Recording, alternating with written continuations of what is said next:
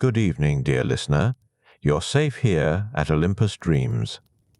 Tonight, we walk beside heroes whose journeys span seas and decades, whose names echo through time like waves against ancient shores.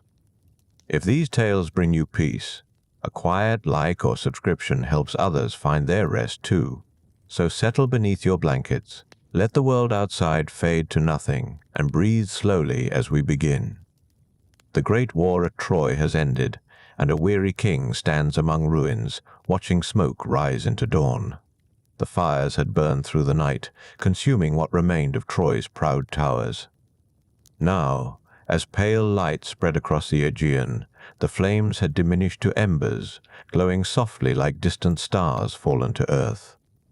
Odysseus stood at the edge of the ruined city, his armor dented and stained, his face lined with 10 years of siege and strategy. Around him, Greek soldiers picked through debris, gathering spoils with tired hands and vacant eyes. The victory they had dreamed of tasted like ash. The wooden horse still loomed near the broken gates, that hollow monument to cunning. It stood empty now, its belly that had carried hidden warriors into the sleeping city quiet as a tomb. Odysseus had conceived it, had whispered the plan to Agamemnon in the dark hours before dawn, had climbed inside with 30 men and waited, breathing shallow while the Trojans dragged their doom through the gates with songs of celebration. The memory seemed distant already, like something that had happened to someone else. His black-hulled ship waited in the harbor below, one of 12 vessels that would carry his men home to Ithaca. The island waited somewhere beyond the horizon, across waters he knew well, or thought he knew. 3 weeks of sailing, perhaps 4 if the winds proved fickle. His wife Penelope would be watching from the cliffs as she had every day since he left. His son Telemachus, an infant when he departed, would be a boy now, nearly grown, 10 years.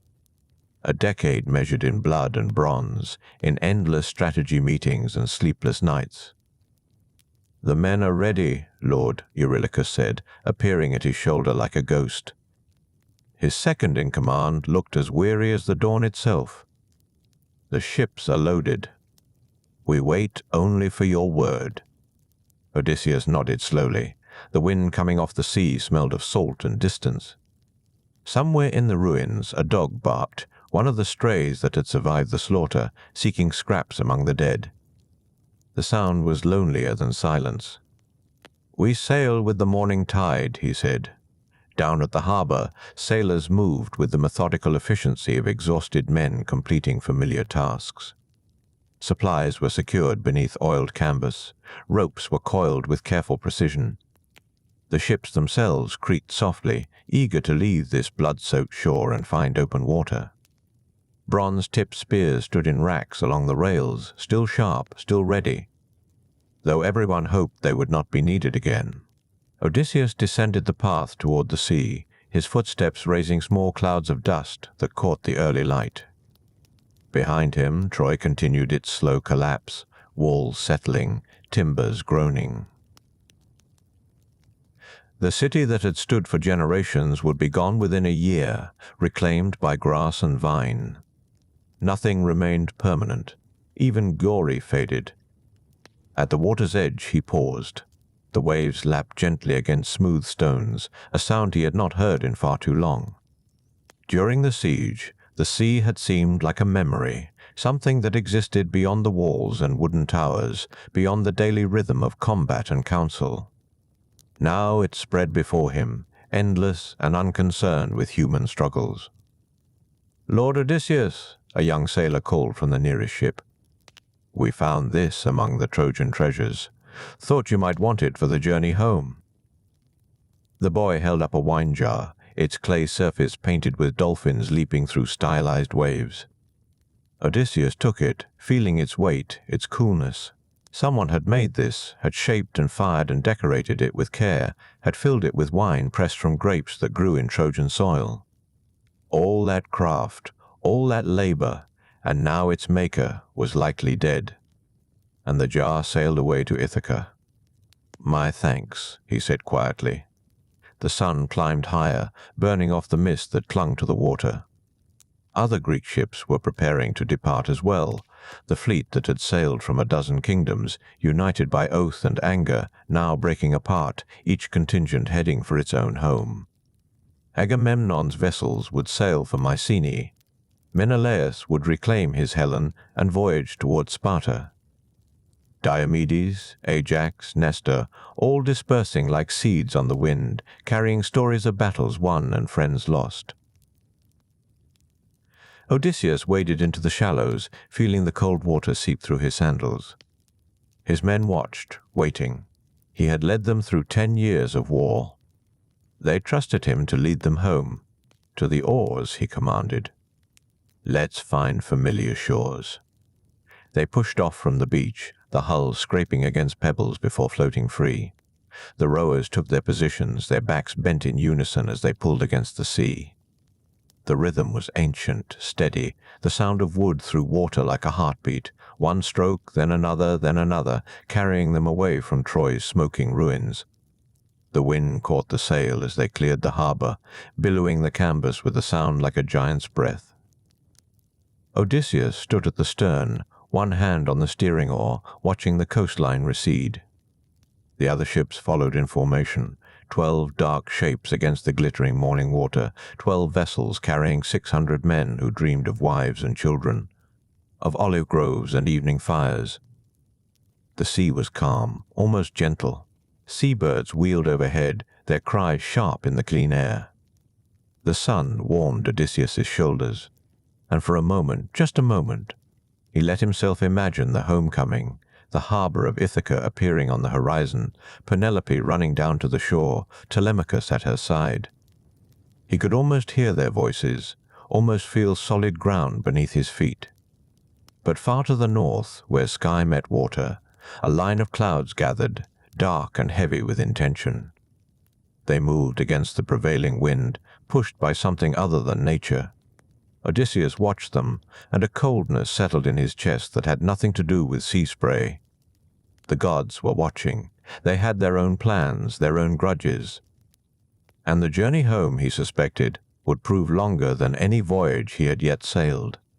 The war was over, but the wandering had just begun. The clouds spread across the northern sky like spilled ink bleeding through parchment. Within hours, the sun had vanished behind a ceiling of grey that pressed down upon the water with almost physical weight. The wind shifted, no longer the gentle following breeze that had filled the sails, but something erratic and contrary, gusting from directions that made no sense, as if the air itself had forgotten how to move properly. Odysseus watched the horizon disappear into haze. Around him, sailors exchanged glances, their earlier relief curdling into unease. The sea began to swell, not with the regular rhythm of natural waves, but in strange lurching movements that made the ship groan and twist. "Storm coming," Eurylochus said, though both men knew this was more than weather. By nightfall the wind was screaming. Rain fell in sheets so thick that vision extended no farther than the ship's rail. Lightning split the darkness, illuminating mountainous waves that rose like living things, cresting higher than the mast. The 12 ships scattered across the churning water, each vessel fighting its own desperate battle against forces that seemed intent on their destruction. Odysseus lashed himself to the steering oar, his hands bleeding where the rope bit into skin. Orders were useless in the howl of wind and thunder.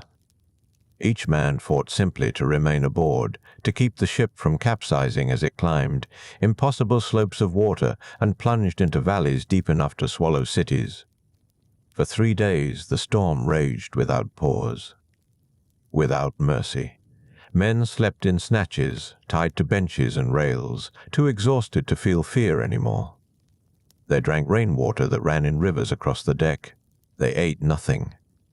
The wind tore 2 sails to ribbons, and the oars, when they tried to use them, snapped like kindling against the violent sea. On the 4th dawn, the wind finally died. The rain stopped as abruptly as it had begun, leaving behind an eerie silence broken only by the creaking of stressed timbers and the labored breathing of men who could barely believe they still lived. The sea, impossibly, was calm again, flat as polished bronze beneath a sky scrubbed clean of clouds. Odysseus untied himself slowly, his fingers stiff and clumsy. Around the ship, men stirred, checking for injuries, counting faces. Miraculously, they had lost no one, though several bore bruises and one sailor cradled an arm bent at an unnatural angle. But the other ships were gone. The formation that had sailed from Troy in neat precision had been torn apart, scattered across unknown waters. Odysseus stood at the rail, turning slowly, searching every direction for a sail, a shadow, any sign of the rest of the fleet. He saw only empty ocean meeting empty sky. "Where are we?" someone asked, voice rough from salt and shouting. No one answered. The storm had blown them far from any familiar waters. No landmarks broke the horizon. Even the position of the sun seemed wrong, as if they had been carried not just across distance, but into some other version of the world entirely. "Look." The young sailor who had shown Odysseus the wine jar pointed toward a smudge of green emerging from the morning mist. Land. They rowed toward it slowly, muscles screaming in protest. The island rose from the sea like a dream, lush and verdant, its shores white sand rather than the rocky coastlines of Greece. Palm trees swayed in a breeze that carried the scent of flowers so sweet it made men dizzy just breathing. No smoke rose from cooking fires. No boats were pulled up on the beach. The place seemed untouched, pristine. Almost too perfect to be real. The ship scraped against sand, and men stumbled onto shore with the uncertain gait of those who had forgotten the feeling of solid ground. They collapsed on the beach, letting sun-warmed sand run through their fingers, grateful simply to be still. "We should explore," Eurylochus suggested. "Find water, food, perhaps inhabitants who might tell us where we are." Odysseus nodded, though something about the island's beauty troubled him. It reminded him of the painted scenes on temple walls, idealized landscapes where nothing aged or suffered. Real places had rough edges, imperfections. This felt deliberate, designed. They moved inland through vegetation so thick it formed tunnels of green shade. Flowers grew in profusion, colors more vivid than seemed natural.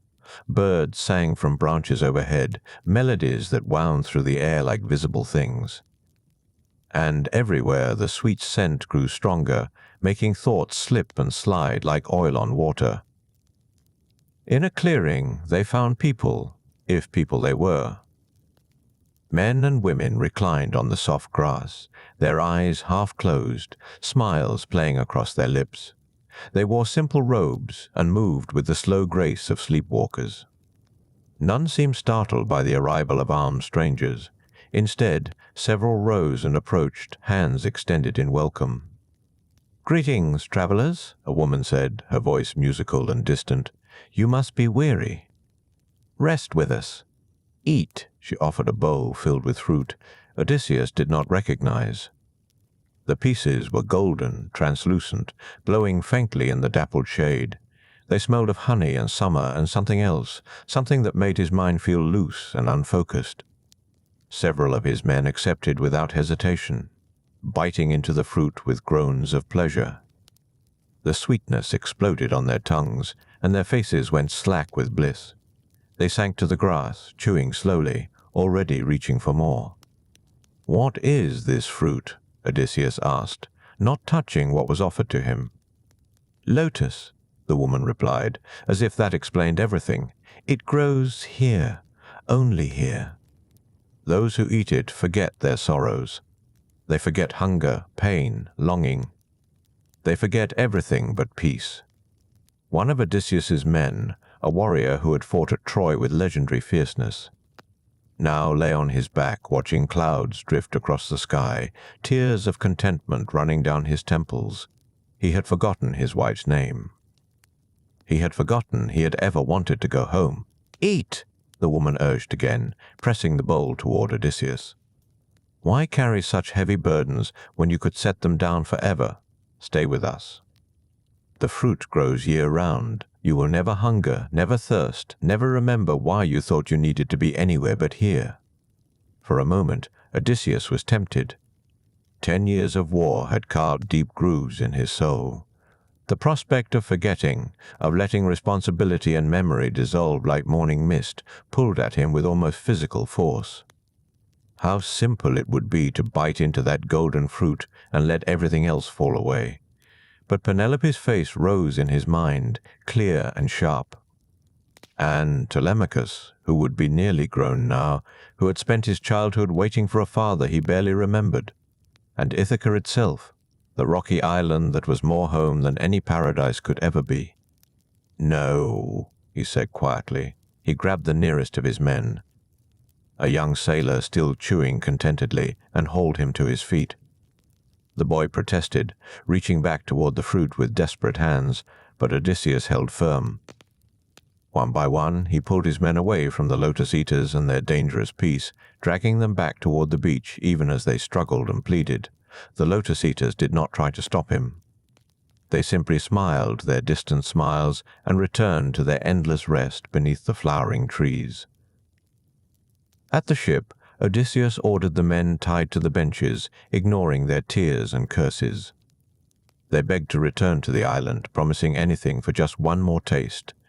But gradually, as the ship pulled away from shore and the island's sweet scent faded on the wind, clarity returned to their eyes. Memory came back, sharp and painful, and with it the understanding of what they had almost lost. They sailed on through waters still unknown, searching for landmarks, for any sign of where the storm had carried them. The Lotus Eaters' island disappeared behind them, perfect and peaceful and utterly empty of purpose. Odysseus stood at the stern, watching it vanish, understanding that the journey home would be measured not just in distance, but in the strength to remember why the journey mattered at all. Some prisons, he had learned, were built from comfort rather than bars. The days following their departure from the Lotus Eaters' island passed in uneasy silence. The men who had tasted the fruit moved through their duties with a kind of hollow diligence, as if performing actions they remembered but no longer fully understood. They did not speak of what they had experienced in that clearing, but sometimes Odysseus caught them staring westward toward the horizon where the island had vanished, a look of loss flickering across their faces before they turned back to the ropes and oars. The sea remained calm, almost unnaturally so. No wind filled their sail, forcing them to row through water that reflected the sky like polished bronze. The sun climbed and descended, but its position seemed wrong somehow, as if they had sailed beyond the world's familiar geometry into some older arrangement of earth and heaven. On the 5th morning after leaving the Lotus Eaters, a new island appeared through the dawn mist. This one rose steep and rocky from the sea, its cliffs crowned with sparse vegetation and a single mountain peak that seemed to watch their approach. Smoke curled from somewhere inland, suggesting habitation, and Odysseus felt both relief and caution stirring in equal measure. They needed provisions. The storm had scattered most of their supplies, and the Lotus Island had offered nothing that could safely sustain them. But after what they had encountered there, Odysseus approached each new shore with increasing wariness. The world beyond Troy's familiar battlefields seemed populated by dangers more subtle and strange than anything he had faced in 10 years of war. "We'll make landfall," he announced to his crew.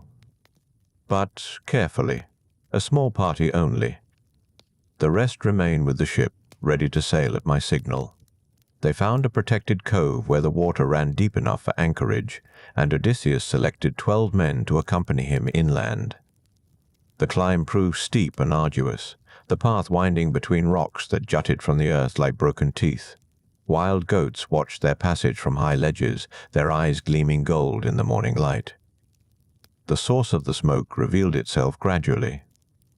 A massive cave opened in the mountainside, its entrance large enough to sail a ship through. Around it sprawled a crude courtyard where stone pens held sheep and goats in remarkable numbers, their wool thick and pristine white. The animals were huge, larger than any Odysseus had seen, and they moved with an almost unnatural placidity. "Whoever lives here possesses great wealth," Eurylochus observed, eyeing the livestock with appreciation. "Perhaps they'll trade provisions for some of the bronze we carried from Troy." But something about the cave's darkness troubled Odysseus. The opening seemed less like a dwelling and more like a mouth, and the smoke that drifted from within carried a scent of charred meat and something else. Something old and rank that made the hair on his neck prickle with warning. "We should leave an offering and wait outside," he suggested. "Call the owner to meet us in the open air." His men, however, had already ventured into the cave's entrance, drawn by curiosity and the promise of shelter. Odysseus followed reluctantly, his hand resting on the sword at his hip. The cave interior stretched vast and surprisingly organized. Baskets lined the walls, filled with cheeses that gave off a rich, pungent aroma. Clay jars stood in neat rows, presumably holding milk or wine. Pens at the rear held more sheep, and the ceiling disappeared into shadow far overhead. Everything was scaled larger than normal human proportion, suggesting an owner of considerable size. "Look at this wealth," one of the men breathed, reaching for a wheel of cheese. "Enough to feed an army." "Put it back," Odysseus ordered sharply. "We take nothing without permission. We don't know what manner of being dwells here." But his words came too late. Several men had already begun helping themselves to the cheese, breaking off chunks and eating with the hungry desperation of sailors too long at sea. The taste brought groans of pleasure, and they reached for more, ignoring Odysseus's increasingly urgent commands to return to the ship. "Just a little more," they pleaded. "Then we'll go. The owner will never miss such small portions from stores this abundant." Odysseus was about to physically drag them toward the entrance when the light dimmed. A shadow fell across the cave mouth, so large and complete that it seemed night had arrived prematurely. The temperature dropped. The sheep in their pens fell suddenly silent. Into the cave came the owner, and he was vast. A Cyclops, Odysseus realized with a chill that settled deep in his chest. One enormous eye gleamed in the center of a face that seemed carved from living rock. The creature stood perhaps 3 times the height of a tall man, his shoulders broad as a ship's beam, his hands large enough to crush a human skull like ripe fruit. The Cyclops was herding more sheep before him, guiding them with gentle pats and soft murmuring sounds that seemed incongruous coming from such a massive being. He moved with surprising care, making sure none of the animals stumbled or strayed. Only when the last sheep had entered did he notice the intruders standing frozen among his stores. For a long moment, nobody moved. The Cyclops stared at them with his single eye, and Odysseus watched intelligence moving behind that unblinking gaze. This was no mindless beast. This was a thinking creature in his own home, and they were uninvited guests who had already helped themselves to his property. "Well," the Cyclops said at last, his voice like stones grinding together. "What manner of creatures are you, creeping into my cave uninvited?" Odysseus stepped forward, forcing his voice to remain steady. "We are Greeks, returning from Troy. The storm scattered us across unknown waters. We come seeking hospitality, as is the custom among civilized beings. We mean no offense and offer friendship in return for provisions." The Cyclops studied him with that terrible unblinking eye. Then, deliberately, he reached out and rolled an enormous stone across the cave entrance. It fit perfectly into the opening, sealing them inside with a sound like thunder.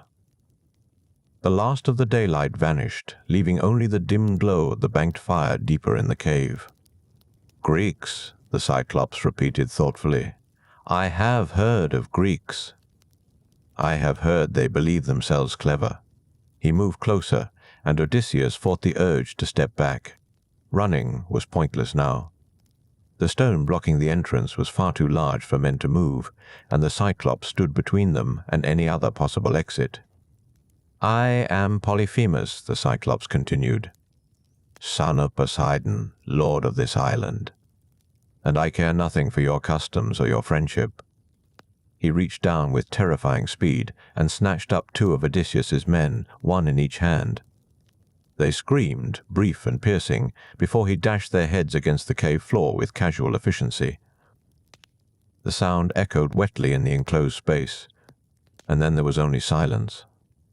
Odysseus watched, frozen, as Polyphemus consumed his men with methodical thoroughness. The Cyclops ate like someone performing a familiar routine, wasting nothing, his single eye half closed in satisfaction. When he finished, he wiped his mouth with the back of one massive hand and settled himself across the cave entrance, blocking any possibility of escape. "Sleep well."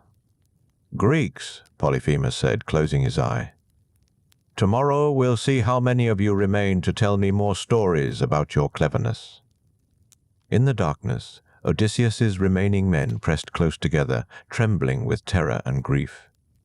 But Odysseus himself stood still, his mind already working, sorting through options, discarding impossibilities, searching for the thread of cleverness that might lead them out of this shadow-filled cave. He could not fight the Cyclops directly.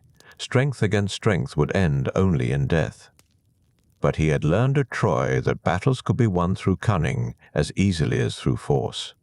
Somewhere in this cave, among the cheese and wine and sleeping sheep, there had to be a way. Polyphemus snored now, the sound like distant thunder. Odysseus moved carefully through the darkness, his hands exploring, his thoughts spinning plans. By morning he would need an answer. By morning he would need to be more clever than he had ever been before. The night stretched long and terrible around them and outside the sealed cave. The Mediterranean stars wheeled slowly overhead, indifferent to the men trapped below in stone and shadow. The first grey light of dawn filtered weakly through cracks around the massive stone that sealed the cave entrance. The thin illumination revealed what the darkness had mercifully hidden, the bloodstains on the stone floor, the splintered remnants of shields dropped in terror, the pale faces of men who had not slept. Odysseus sat with his back against a cheese basket, his eyes fixed on the Cyclops, who still slumbered across the threshold like a guardian sphinx, his breathing deep and rhythmic. Around him, his men huddled in small groups, speaking in whispers that barely disturbed the air. Some wept quietly for their lost companions. Others stared at nothing, their minds perhaps still caught in the horrible swiftness of the previous evening's violence. 2 men were simply gone, as though they had never existed, and the knowledge sat heavy in the cave like additional stones pressing down from above. Odysseus had not moved in hours. His body remained still while his thoughts ran like quicksilver through possibilities and rejections. He could not kill Polyphemus, even if he possessed a weapon capable of piercing that thick hide. The stone blocking the entrance was far too massive for mere men to shift. If the Cyclops died, they would die too, sealed in this cave until thirst took them or madness did. The solution required something more delicate than murder. It required the Cyclops alive but unable to prevent their escape. His gaze had settled eventually on a massive olive trunk lying near the back of the cave, presumably kept for firewood. It was thick as a ship's mast, cut roughly but still straight enough for his purposes. An idea had formed slowly through the night hours, shaped by necessity and the particular cruelty of their situation. It was not a good plan, but it was the only plan that carried even a thread of possibility.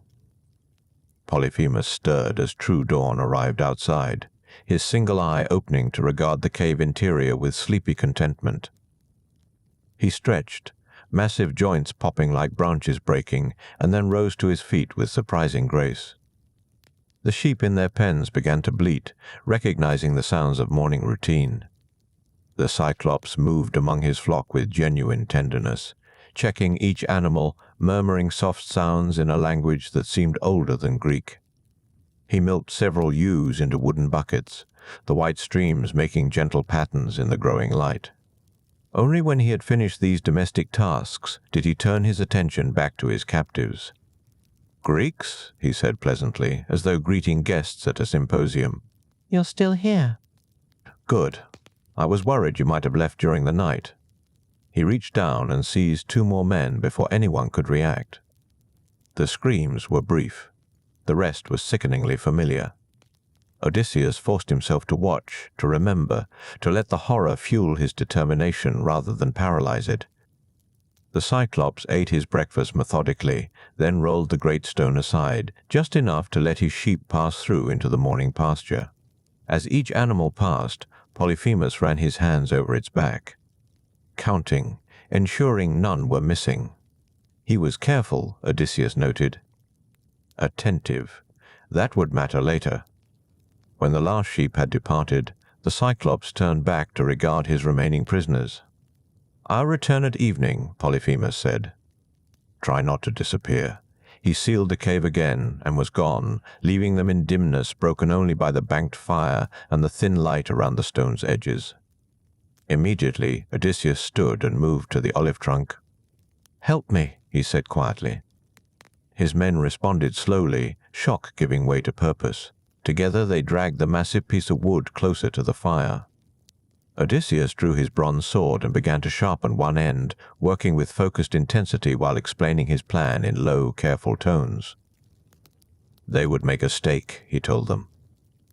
A spear large enough to matter. And tonight, when Polyphemus returned, they would offer him wine. The Cyclops had cheese and milk in abundance, but Odysseus had noticed no wineskins among the stores. Men from Troy's ruins knew the value of strong drink. They still carried several skins aboard their ship, and Odysseus himself had one tucked in his cloak, dark wine from Ismarus, potent enough to fell an ox. "We make him drunk," Odysseus explained, shaving splinters from the stake's point. "And when he sleeps, we blind him." "But the stone," one man protested. "Even blind, we cannot move the stone. He'll move it for us," Odysseus replied. "Tomorrow morning he'll need to let his sheep out to pasture. That's when we escape." They worked through the day, taking turns with the sword, sharpening the olive stake until its point gleamed wicked and smooth. They hardened it in the fire, rotating it slowly until the wood turned dark and dense. It required 4 men to lift, and its tip could pierce leather easily. Whether it could pierce the thick flesh of a Cyclops' eye was a question they would have answered soon enough. As the light began to fade around the stone, they hid their work behind the cheese baskets and arranged themselves to appear defeated and helpless. Odysseus held the wineskin loosely, as though it were merely something he'd been drinking from to ease his despair. The grinding sound of stone on stone announced Polyphemus's return. The sheep entered first, flowing around their master's legs in woolly waves. The Cyclops herded them gently to their pens, speaking soft words, checking each one. Then he turned to his prisoners and smiled, which was somehow worse than his anger would have been. "Dinner time," he announced cheerfully, before he could reach for anyone. Odysseus stepped forward holding the wineskin high. "Great Polyphemus," he called out. "Before you eat, perhaps you'd enjoy a drink. This is wine from across the sea, finer than any milk or water. A gift from one who appreciates hospitality." The sarcasm in that last word went unnoticed. Polyphemus's eye focused on the wineskin with interest. He reached down and plucked it from Odysseus's hands with surprising delicacy. "Wine," the Cyclops said thoughtfully. "I've heard of wine." He unstoppered the skin and drank deeply. His eye widened, then half closed in pleasure. "More," he demanded. Odysseus gestured, and another man brought forward a second skin. Polyphemus drained it as quickly, then reached for a third. The wine from Ismarus was meant to be mixed with 20 parts water. Taken straight, it hit like a falling stone. The Cyclops swayed slightly, then laughed. "This is excellent," he declared. "Greek, tell me your name. I wish to know what to call the clever man who brings such gifts." Odysseus had considered this moment carefully during the day's long wait. "My name," he said clearly, "is Nobody. I am called Nobody by all who know me." "Nobody," Polyphemus repeated, the words slurring slightly. "Well, nobody. I'll eat you last. That's my gift in return for yours. Your friends first, then you. That's fair hospitality, isn't it?" But even as he spoke, his eye was closing. The wine, consumed so quickly and in such quantities, was pulling him down into sleep. He settled against the cave wall, his breathing growing deeper, his massive limbs going slack. Odysseus waited. Patience, he had learned at Troy, was often more valuable than speed. He counted his own heartbeats, watching for the moment when sleep deepened into something closer to unconsciousness. Only when Polyphemus began to snore with a sound like boulders rolling down a mountainside did Odysseus signal his men. They brought the stake from its hiding place, 4 men carrying it, others ready to help drive it home. They positioned it carefully, the hardened point aimed at that single great eye in the center of the Cyclops' sleeping face. "Steady," Odysseus whispered. "One thrust, straight and true. And when he wakes, remember, you know nothing. Nobody did this." Together, they lifted the stake. Together, they drove it forward and down with all their combined strength, and the sharpened olive wood pierced the eye of sleeping Polyphemus as smoothly as a needle through cloth. The Cyclops' scream shattered the cave's silence like breaking stone. It was not a human sound, not entirely. Something older lived in that shriek, something that remembered when giants walked the earth and mortals cowered before them. The noise echoed off walls that had stood for centuries, bouncing through chambers where no echo should reach, carrying out across the dark island where other Cyclopes dwelt in their own caves among the hills. Polyphemus's hands flew to his face, grasping the stake that protruded from the ruin of his eye. He tore it free with a wet, terrible sound, and blood poured down his cheeks like dark wine. The Cyclops lurched to his feet, massive arms sweeping through the darkness, searching for the men who had done this thing. "Treachery!" he howled. "Murder! Help! Brothers, help me!" Odysseus and his companions pressed themselves against the cave walls, making themselves small in the shadows, moving when the blind giant turned away, freezing when he turned back. The Cyclops stumbled through his own home, crashing into cheese racks, overturning milk pails, his roars of pain and fury never ceasing. Outside, voices answered. Other Cyclopes, drawn by their brother's screams, gathered near the sealed entrance. Their voices rumbled through the stone like distant thunder. "Polyphemus, what troubles you? Who attacks you in the night? What brings such terrible cries?" The wounded Cyclops pressed himself against the stone door, blood still streaming down his face, his voice cracking with pain and rage. "Nobody," he screamed. "Nobody blinds me. Nobody has destroyed me." A pause followed, long and confused. Then one of the voices outside spoke again, slower now, uncertain. "If nobody troubles you, brother, then perhaps this is sickness sent by the gods. We cannot help with that. Pray to Father Poseidon for healing." "No, you fools." "Nobody, that's his name. The Greek stranger." He called himself Nobody, but the voices outside were already fading, the other Cyclopes returning to their own caves, convinced their brother suffered from fever dreams or divine punishment. Alone with his pain and his prisoners, Polyphemus collapsed near the entrance, sobbing with frustration and agony. Odysseus allowed himself the smallest breath of satisfaction. The name had worked exactly as intended, but they were still trapped, still sealed inside with a wounded giant, and dawn was still hours away. The Cyclops did not sleep again. He sat by the stone door, hands reaching out periodically to sweep the cave floor, searching for the men he could no longer see. His remaining senses had sharpened in compensation. He turned his head at every sound, every scrape of sandal on stone, every whispered word. The night stretched endlessly. The men huddled in small groups, not daring to move, watching the dark shape of their enemy outlined against the slightly less dark stone. Some prayed silently. Others wept without sound. Odysseus sat among them, eyes open, mind working through the problem that remained. When morning finally came, thin grey light seeping through the cracks around the sealed entrance, Polyphemus stirred. He wiped at his ruined eye with surprising gentleness, then turned toward where he knew his sheep were penned. "Time for pasture," he said to the darkness, his voice hoarse from screaming. "My flock needs grass and sunlight. But I am not such a fool as to let Greeks escape." He rolled the stone aside just enough for the sheep to pass through in single file.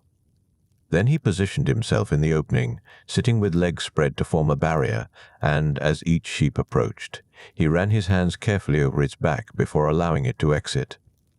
"Clever nobody," he called into the cave. "You think to slip past me in the confusion of my flock.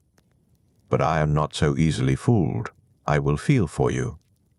I will know when I touch man instead of sheep."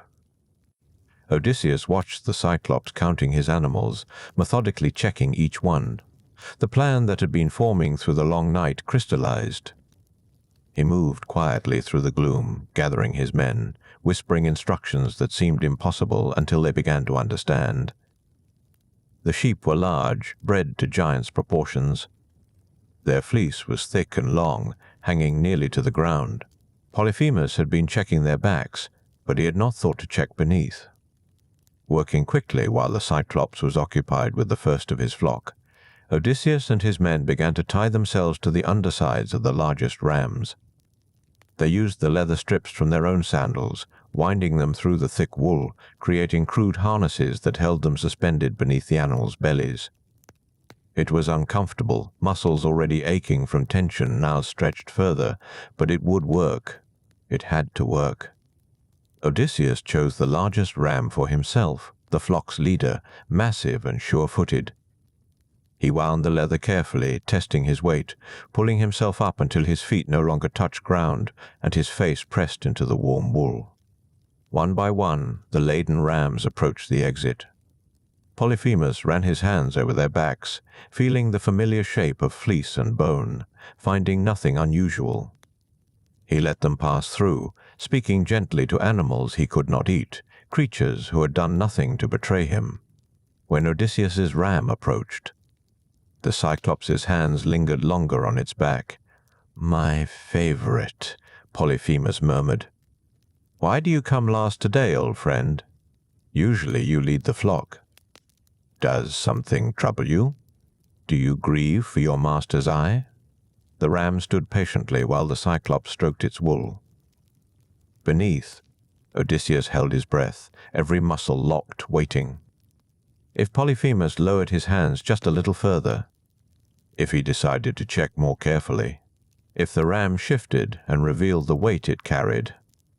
But the Cyclops only sighed and patted the ram once more. "Go on then," he said softly. "Graze well."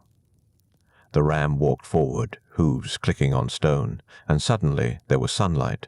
Real sunlight, warm and impossibly bright after the cave's darkness.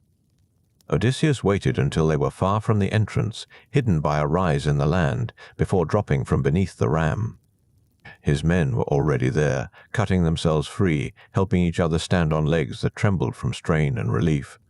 They ran then, not speaking, saving breath for speed.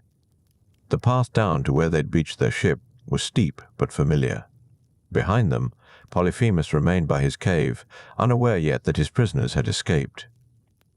Only when they reached their ship, when his men were pushing it into the surf and leaping aboard, did Odysseus make his mistake. Perhaps it was pride or anger at the companions they'd lost, or simply the need to claim victory aloud. Whatever the reason, as the ship caught the wind and began to pull away from shore, he turned back toward the island and shouted, "Cyclops! If anyone asks who blinded you, tell them it was Odysseus of Ithaca, sacker of cities, son of Laertes." His men groaned, giving his true name, his real name, when they'd been so careful. Up on the cliffs, Polyphemus turned his ruined face toward the sound. He found a boulder, massive even by giant standards, and hurled it toward the voice. The stone struck the water just short of their ship, creating a wave that pushed them back toward land. They rowed frantically, fighting against the surge, finally gaining distance again. And as they pulled away, Polyphemus's voice carried across the water, different now. No longer confused or pained. This was a voice of prayer, of invocation, of curse. "Father Poseidon," the Cyclops cried, "hear your son. Odysseus of Ithaca has blinded me. I ask not his death, for I have tasted his blood and know his strength. But I ask this, let him wander, let him lose all companions."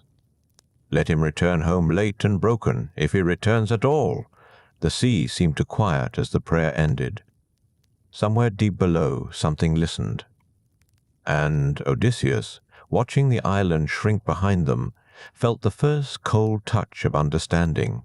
He had escaped, yes. His cleverness had saved them. But gods remember insults, and Poseidon loved his monstrous children no less for their ugliness. The voyage home had just become longer than anyone had imagined. The ship cut through dark water, oars rising and falling in rhythm that sounded like breathing. For hours, no one spoke. They sailed east, then south, following coastlines that seemed familiar from their journey to Troy, but felt different now, longer, more uncertain. The wind carried salt and something else, something that tasted faintly of anger. By the time they reached the next island, the sun hung low over western waters, painting everything in shades of amber and shadow. Smoke rose from somewhere inland, threading through ancient trees that grew so thick they seemed to swallow the light. The harbor was sheltered, protected by natural stone walls that curved like cupped hands. They anchored offshore this time, cautious now in ways they hadn't been before. Odysseus sent scouts ahead, 23 men, including Eurylochus, his most trusted officer after himself. They walked into the forest following the smoke, their footsteps muffled by moss and fallen leaves. The trees here were old beyond counting, their trunks wider than a man could reach around.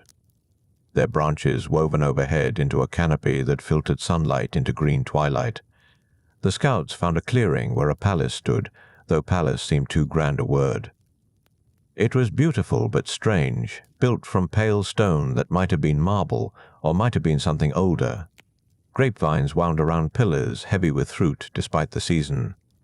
Flowers grew wild in patterns that suggested order without quite achieving it. Around the palace, wolves and lions prowled. But they did not snarl or bare teeth. They approached the men with something almost like greeting, rubbing against legs like house cats, their eyes unsettlingly aware. The scouts paused, hands on weapons they did not draw, unsure whether to be frightened or merely confused. A woman emerged from the palace entrance. She was tall and moved with the unconscious grace of someone who had never known fear, never needed to hurry. Her hair was dark and unbound, falling past her shoulders in waves that caught the filtered light. She wore robes of purple and gold that shifted color depending on the angle of viewing, and her smile was warm, welcoming, altogether lovely. "Travelers," she called, her voice like honey poured slowly. "You look weary. Come inside. Let me offer you food and wine." Eurylochus hung back, something in his soldier's instincts pulling against the invitation. But the others, tired from rowing and still shaken from the Cyclops' cave, followed her inside gratefully. The interior was dim and pleasant, smelling of herbs and wood smoke. She seated them at long tables and brought bowls of stew that steamed invitingly, cups of wine that gleamed ruby red in the hearthlight. They ate without question, hunger overcoming caution. The food was rich, unfamiliar, with flavors that seemed to shift on the tongue. The wine was sweet, almost too sweet, and after drinking, a heaviness settled over them like a warm blanket. They set down their cups, suddenly exhausted, ready to sleep where they sat. Then the woman raised her hand, and in it was a wand of dark wood, polished smooth by long use. She touched each man lightly on the shoulder, speaking words in a language older than Greek, and as she spoke, they began to change. It happened slowly, almost gently. Their faces pushed forward, becoming snouts. Their hands curled inward, fingers merging into hooves. Coarse hair spread across skin that had been smooth, and though they tried to cry out, the sounds that emerged were squeals, grunts, the confused noises of pigs. Outside, Eurylochus watched through a window crack, his heart hammering. He saw his companions transformed, saw the woman, Circe, for that was her name, though he did not know it yet, drive them into a pen behind the palace where they milled about on 4 legs, still wearing their human eyes but trapped in animal bodies. He ran then, crashing back through the forest without care for silence, branches catching at his clothes, lungs burning. By the time he reached the ship, he could barely speak, could only gasp out fragments. Transformed. Hoigs. Lost. Gone. Odysseus listened, his face unreadable. Then he stood, buckled his sword, and began walking toward the trees alone. His men called after him, begging him not to go, but he did not turn back. He had lost too many already to the Cyclops' hunger. He would not lose more to anyone's magic without attempting rescue. The forest seemed darker now, the trees leaning closer. He followed the path his scouts had taken, marked by broken branches and disturbed earth. Somewhere overhead, birds called in voices that sounded almost like words. The smoke smell grew stronger, and with it came the scent of flowers, thick and narcotic. Before he reached the clearing, a figure stepped onto the path ahead. A young man, or seemingly so, wearing a traveler's cloak and a smile that was knowing without being cruel. Hermes, though Odysseus did not recognize him at first, saw only a stranger who did not seem surprised to find someone walking alone through enchanted woods. "You're going to Circe," the stranger said. "Not a question." "If that's her name." "She's transformed my men." "Yes. She does that." The stranger reached down, pulling a small plant from the earth beside the path. Its flower was white as bone, its roots black as night. "This is moly. The gods call it that anyway. Mortals have no name for it, because mortals cannot usually find it. Put this in your wine when she offers it, and her magic will fail. When she reaches for her wand, draw your sword. She respects strength, that one. Make her swear by Styx not to harm you, and she'll keep the oath." He pressed the plant into Odysseus's hand, and the touch was cool, inhuman. "Who are you?" Odysseus asked, but the stranger was already fading into the trees, his laughter echoing like wind chimes in a breeze. The palace clearing looked exactly as Eurylochus had described. The tamed predators watched him approach, curious but unthreatening. Circe appeared in the doorway as if summoned, her expression shifting from welcome to interest when she saw he came alone. "Another traveler," she said. "Come in, stranger. You look like you need rest." The interior was warm, comfortable in ways that made wariness difficult. She brought him food and wine, sitting across from him, studying his face with eyes that saw more than surface details. He ate slowly, and when she wasn't watching, slipped the moly into his cup. The wine turned briefly darker, then cleared. He drank. Circe waited, her smile expectant. When he did not grow heavy, did not begin to blur at the edges as her other guests had, her expression shifted to surprise, then something like respect. "Who are you?" she asked, "that my magic fails?" He stood, drawing his sword in one smooth motion, and her surprise deepened. "Restore my men," he said quietly, "and swear by the river Styx you'll work no more harm against us." For a long moment, Circe simply looked at him.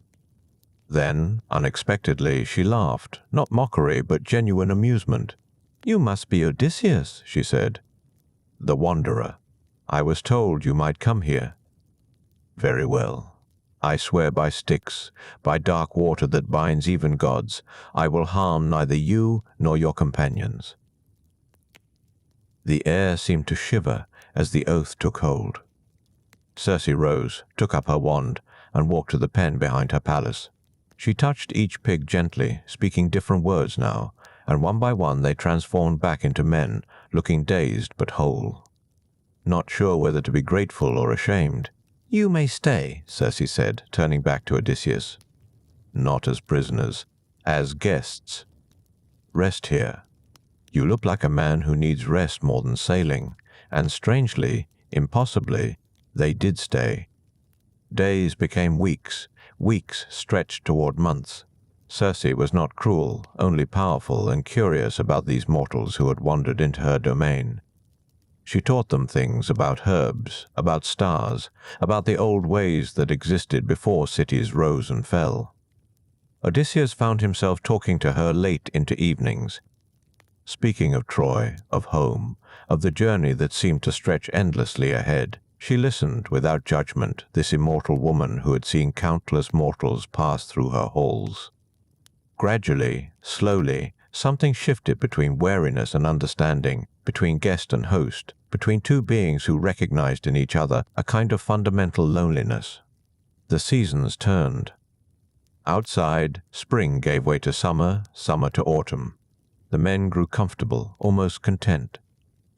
And Odysseus, watching them laugh around Circe's hearth, felt time becoming strange, measured not by days but by moments of peace he had nearly forgotten existed. The autumn deepened into something that felt like winter's threshold, though on Aia the air remained warm and the flowers kept blooming in defiance of season. One evening, as firelight painted shadows across the palace walls, Circe set down her wine cup with a deliberation that made the gesture itself a statement. "You cannot stay," she said quietly. Odysseus had been watching the flames, his mind distant. Now he looked at her. "I know. No, you don't." "Not yet." She rose, pacing to the doorway where moonlight spilled across the threshold. "I've let you rest here because rest was what you needed. But there's a journey you must make before you can go home. A journey even I cannot guide you through, though I can tell you how to begin it." The men around the hearth had fallen silent, sensing the shift in the air. Odysseus stood, moving to stand beside her. Outside, the tamed wolves sat watching the stars with their unsettling awareness. "Where must I go?" he asked, though part of him already knew the answer would not be simple. "To the edge of the world," Circe said, "where ocean streams around the rim of all things, where the sun never shines, and the Cimmerians live in perpetual mist. There, at the entrance to the house of Hades, you must call the dead."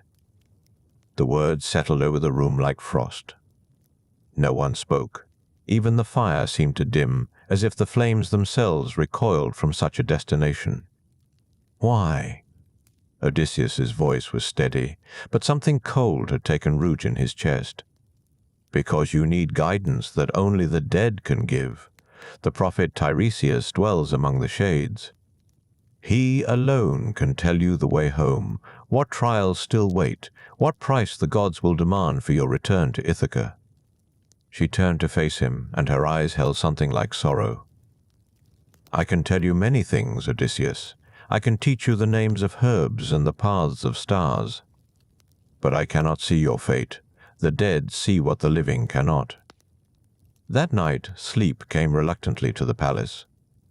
Odysseus lay awake, listening to the quiet breathing of his men, the distant sound of waves against the harbor's curved stone walls. In Troy they had burned the bodies of the fallen, sent their smoke skyward so their spirits could descend to Hades' realm. Now he would follow them, descend to that sunless place while still breathing, still bound to flesh and heartbeat. When dawn came, if it was dawn, time being what it was on this island, Circe met him by the ship. She carried provisions, wine dark and heavy, and a black ram and ewe from her own flocks. "Sail north," she instructed, her voice taking on the cadence of ritual. "Let the wind carry you to Ocean's stream. You'll know the place. Black poplars grow there, and willows that shed their fruit before it ripens. Beach your ship, and walk inland until you find the meeting of two rivers. Pyriflegethon, river of fire, and Cocytus, river of lamentation. They flow into Acheron." She described the ritual in precise detail. The trench he must dig, a cubit's length each way. The libations to pour, honey milk, then sweet wine, then water sprinkled with barley. The prayers to the powerless dead. And finally, the sacrifice, the ram and ewe, their throats cut, their blood flowing into the trench to draw the shades up from below. "They will come," she said, "hungry, desperate for the blood that remembers life. But you must keep them back with your sword until Tiresias drinks first. Only then will the others speak true." Odysseus listened, committing each word to memory. When she finished, silence hung between them, filled with things neither would say. "I kept you here too long," Circe said finally. "You gave us rest when we needed it most. Still," she touched his shoulder briefly, a gesture almost human in its awkwardness. "When you return from the underworld, if you return, come here first." There are other warnings I must give you. Things that lie ahead on your path home. The dead will tell you of endings. I will tell you of passages." The ship pushed away from the island as morning mist rose from the harbor. The men rowed in silence, and behind them Circe stood at the shore's edge, surrounded by her wolves and lions, watching until the ship became a dark speck against the grey water. The wind rose, blowing from the south, steady and purposeful. They sailed north, always north, the sun climbing lower in the sky with each passing hour until it seemed to balance on the horizon, neither rising nor setting. The water darkened from blue to grey to something like iron, heavy and cold beneath the hull. Days passed, or what might have been days. The light never quite arrived, nor did full darkness ever descend. They existed in perpetual twilight, the world reduced to water, sky, and the rhythmic creak of oars. No one spoke much. Even Eurylochus, usually quick with complaints, sat silent in the stern, his eyes distant. Then the coastline appeared, black cliffs rising from fog that clung to the water like something alive. No birds called. No waves broke against the rocks. The silence was absolute, thick enough to feel against the skin. They found the beach Circe had described, black sand shelving gently beneath water that gave no reflection. The trees she'd mentioned grew in twisted groves, poplars with bark like diseased flesh, willows dropping their unripe fruit into shadows that seemed to pool and gather at their roots. "Stay with the ship," Odysseus said. His men nodded, grateful not to be asked to follow. He walked inland, carrying the ram and ewe, the provisions, a bronze sword that seemed too bright in this dimness. The meeting of the rivers was unmistakable. One flowed with water that steamed and hissed, flickering with inner light. The other moved thick and sluggish, its surface disturbed by bubbles that might have been sighs or moans. Where they converged and poured into a greater stream, the air itself felt heavy with sorrow. Odysseus dug the trench with his sword, the earth coming up black and strangely warm. He poured the libations exactly as instructed, honey milk sweet and cloying in the dead air, wine that seemed too red, water that barely disturbed the offerings beneath. He scattered barley, speaking prayers to the hollow dark, to the powerless dead, to Queen Persephone who ruled this sunless realm. Then he took the ram by its horns, the ewe struggling weakly, and drew his blade across their throats. The blood poured dark into the trench, and the earth drank it eagerly, steam rising where the hot liquid met cold soil. For a moment, nothing. Only the hiss of the fiery river, the slow gurgle of the river of lamentation. Then the shadows began to move. They came not walking, but drifting, shapes without substance taking form in the gathering mist, young men with wounds still fresh from battle, old women whose eyes held centuries of grief, children, gods help him, children reaching with transparent hands toward the blood scent that promised them a moment's remembrance of life. Odysseus drew his sword, holding them back as Circe had instructed, though his heart ached at their silent pleading. They pressed close, whispering names he didn't know, begging for blood, for recognition, for the warmth they could no longer possess. Then one shade moved through the others with authority despite his blindness. Tiresias, the prophet of Thebes, dead these many years, but still carrying the staff that had guided him in life. Odysseus lowered his sword, letting the prophet approach the trench. Tiresias knelt, or seemed to kneel, the dead having only the suggestion of bodies, and drank. The blood disappeared into him, and for a moment he seemed almost solid, almost real. When he looked up, his blind eyes found Odysseus with terrible accuracy. "You seek your home," Tiresias said, his voice like wind through empty houses, "but the earth-shaker still hungers for vengeance. You blinded his son, and Poseidon does not forget."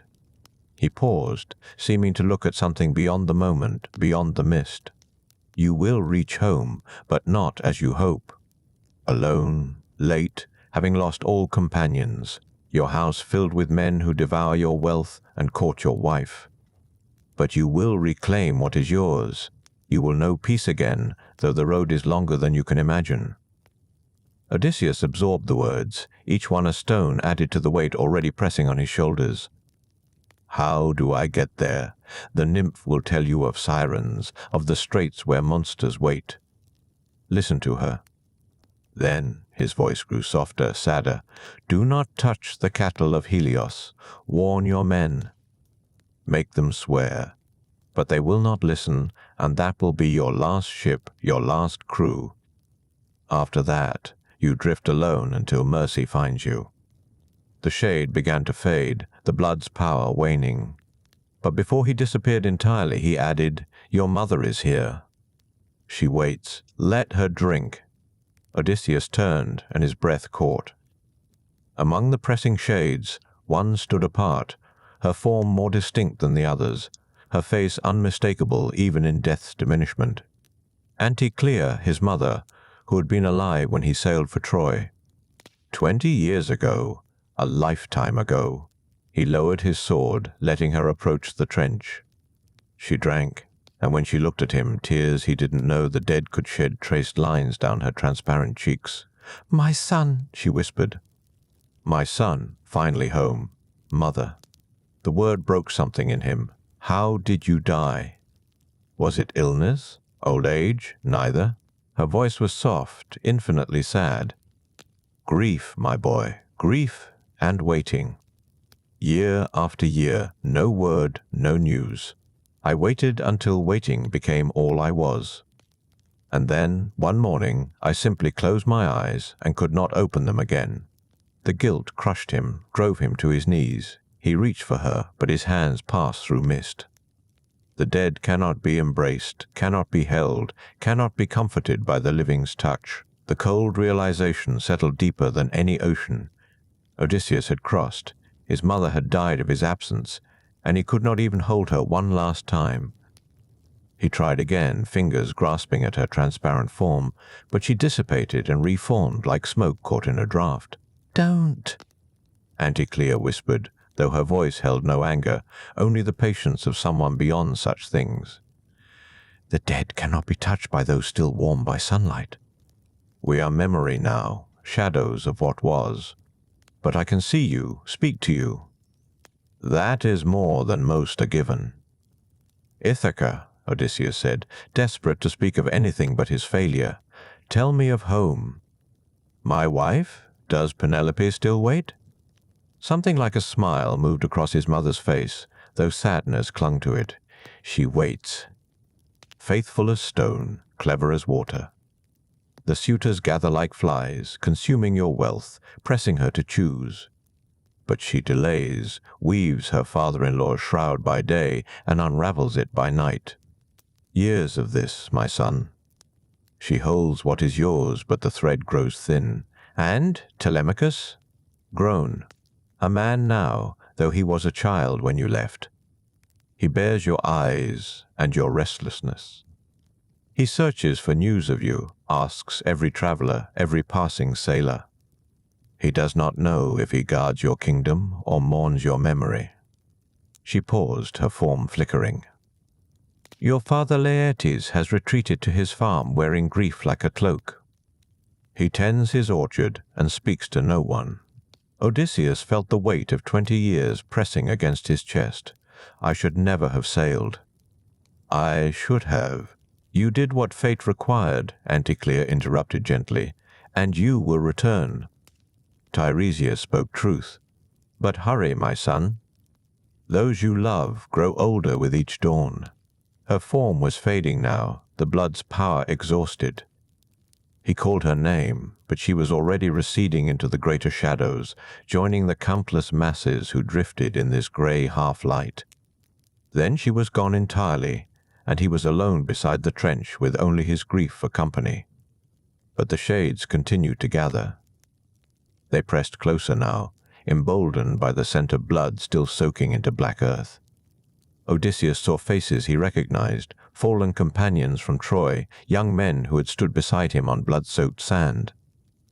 They reached toward him wordlessly, and he could not bear to deny them. He let them drink, one by one, giving each their moment of remembrance. Elpenor came first, youngest of his crew, who had died on Circe's island just days ago, drunk, fallen from a roof, neck broken stupidly, pointlessly. The shade looked ashamed. "Captain," Elpenor said, his voice stronger with blood's temporary gift, "my body still lies unburned on Aea. I have no grave, no marker, please. Don't let me be forgotten entirely. I'll return," Odysseus promised. "You'll have your pyre, your memorial. I swear it." Other shades drifted past, some speaking, others only watching with hollow eyes. Agamemnon appeared, great king of the Greeks, murdered in his bath by his wife upon returning from Troy. His shade carried the surprise of betrayal still. "Watch for treachery in your own halls," Agamemnon warned. "I came home victorious and died before I could remove my armor. Trust no one, Odysseus. Not even those who smile."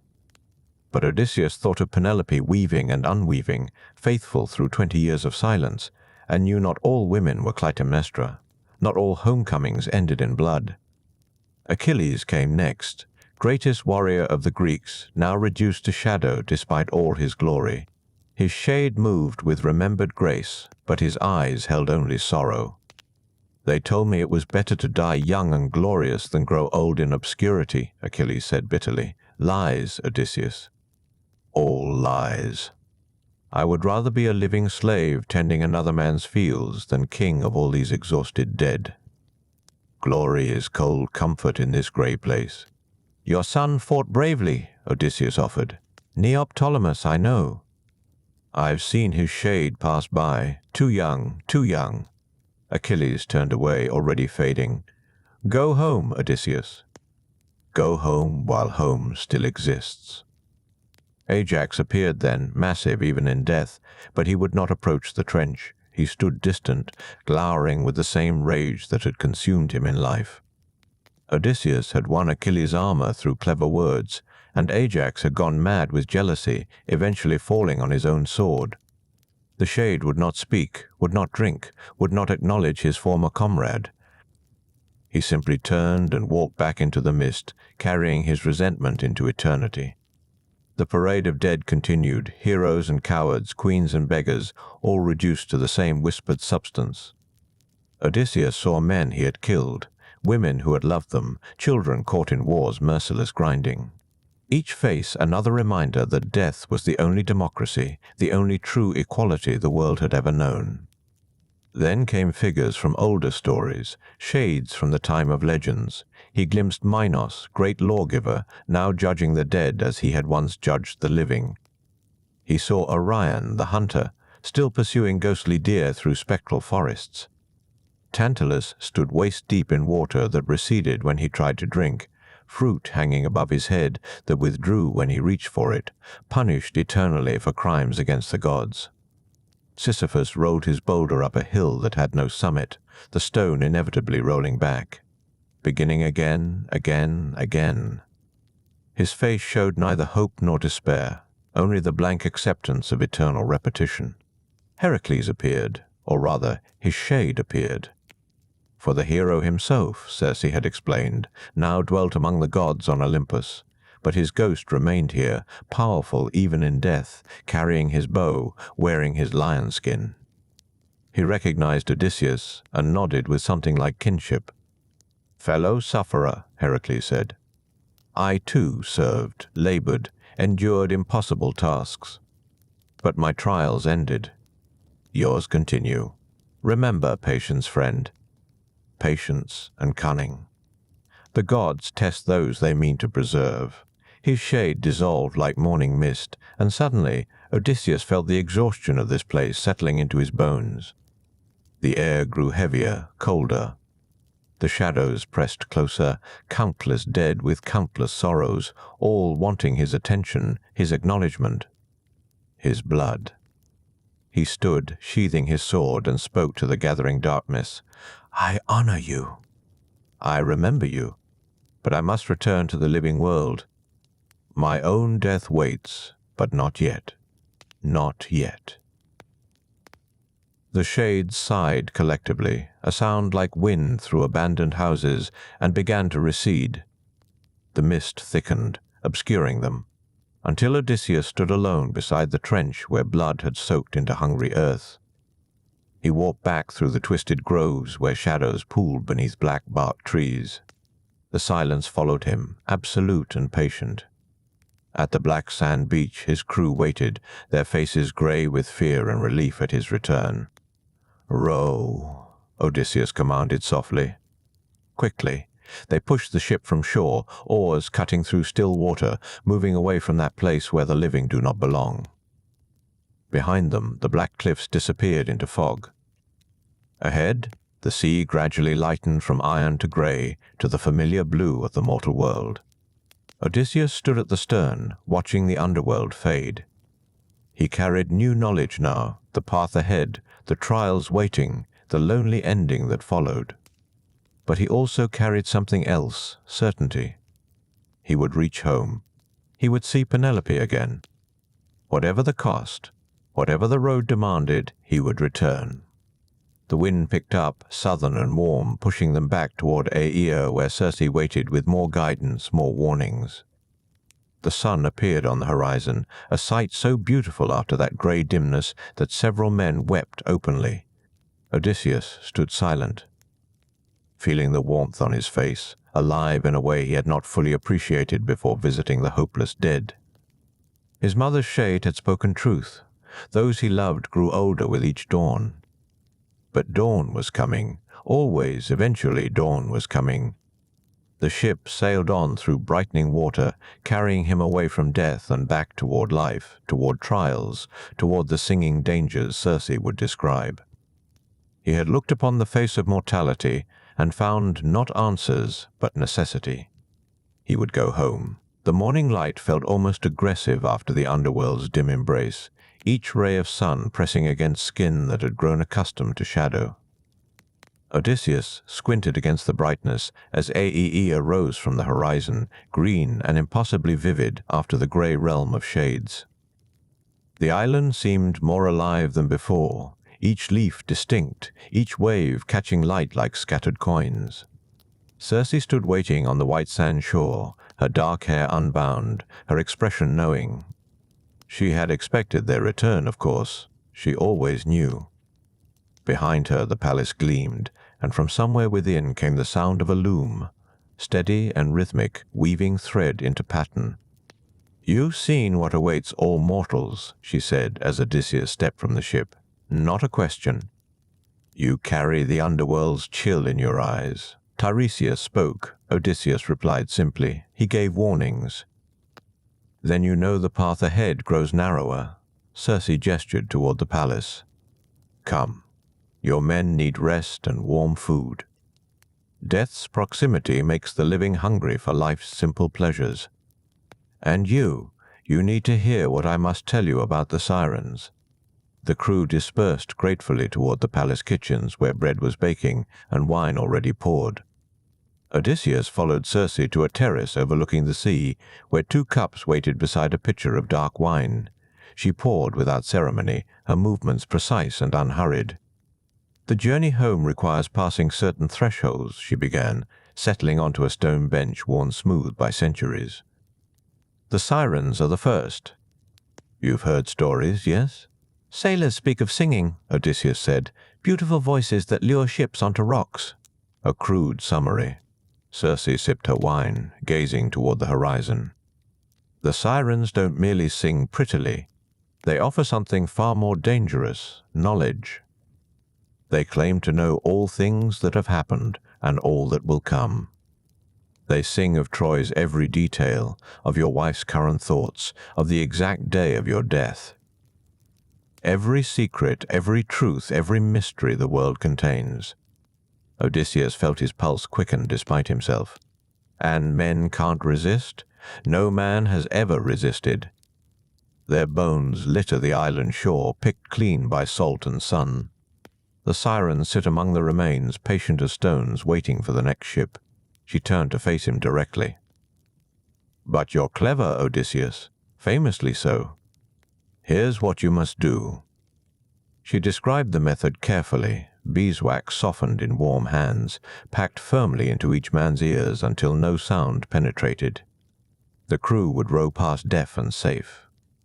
But for Odysseus himself, she proposed something different. "You're curious," she said, almost smiling. "It's your greatest strength and your worst weakness. You'll want to hear them. So have your men bind you to the mast before they seal their own ears. Bind you with ropes that cannot be untied quickly, no matter how you beg or command. Because you will beg, Odysseus, you will order them to turn the ship. And they must not listen. What if I simply plug my ears as well? Could you?" Circe's question hung in the air. "Could you sail past the answer to every question you've ever asked? Past knowledge of Penelope's faithfulness, Telemachus's fate, the exact path home? You saw the dead today, learned how finite mortal life truly is. The sirens offer to tell you everything you don't have time to discover yourself." Odysseus stared into his cup, watching wine swirl in dark patterns. She was right, of course. The temptation would be unbearable. "After the sirens," Circe continued, "comes a choice no captain wants to make. A strait runs between two cliffs. On one side, Charybdis, a whirlpool that swallows the sea 3 times daily and spits it back 3 times. No ship caught in her pull escapes. On the other side, high in the cliff face, lives Scylla." Her voice softened slightly, the way one speaks of old tragedies. "Scylla was once a beautiful nymph. Jealous magic transformed her into something else, 6 long necks, 6 heads with triple rows of teeth. She cannot leave her cave, but she strikes quick as lightning at anything passing below. Each head takes 1 man. Can't we steer between them, avoiding both? The strait is too narrow. Sail near Charybdis and the entire ship drowns. Sail near Scylla and—" She paused, meeting his eyes. "6 men die. Quick but certain. The choice is losing everyone or losing 6. That's no choice. It's the only choice the gods have left you." Circe refilled both cups. "I'm sorry, Odysseus. Some passages extract payment. Scylla will take her 6, and you cannot stop her, cannot fight her, cannot negotiate. You can only steer close enough and accept the cost." Odysseus said nothing for a long moment. 6 men. 6 companions who had followed him from Troy, survived Cyclops and storms, rode through darkness beneath the world.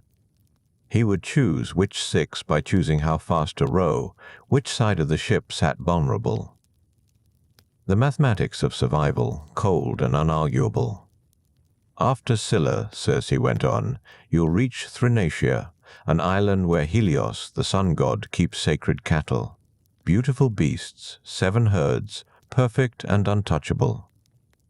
Tiresias must have warned you, do not harm those cattle. No matter how hungry your men become, no matter how long you're stranded there, do not let them touch the sun god's herds. We'll sail past. You'll want to. You'll order it. But wind and fate may have other plans. If you do stop there, make your men swear oaths. Make them understand that those cattle are more sacred than temples, more protected than kings. Because if they slaughter even one, Zeus himself will respond.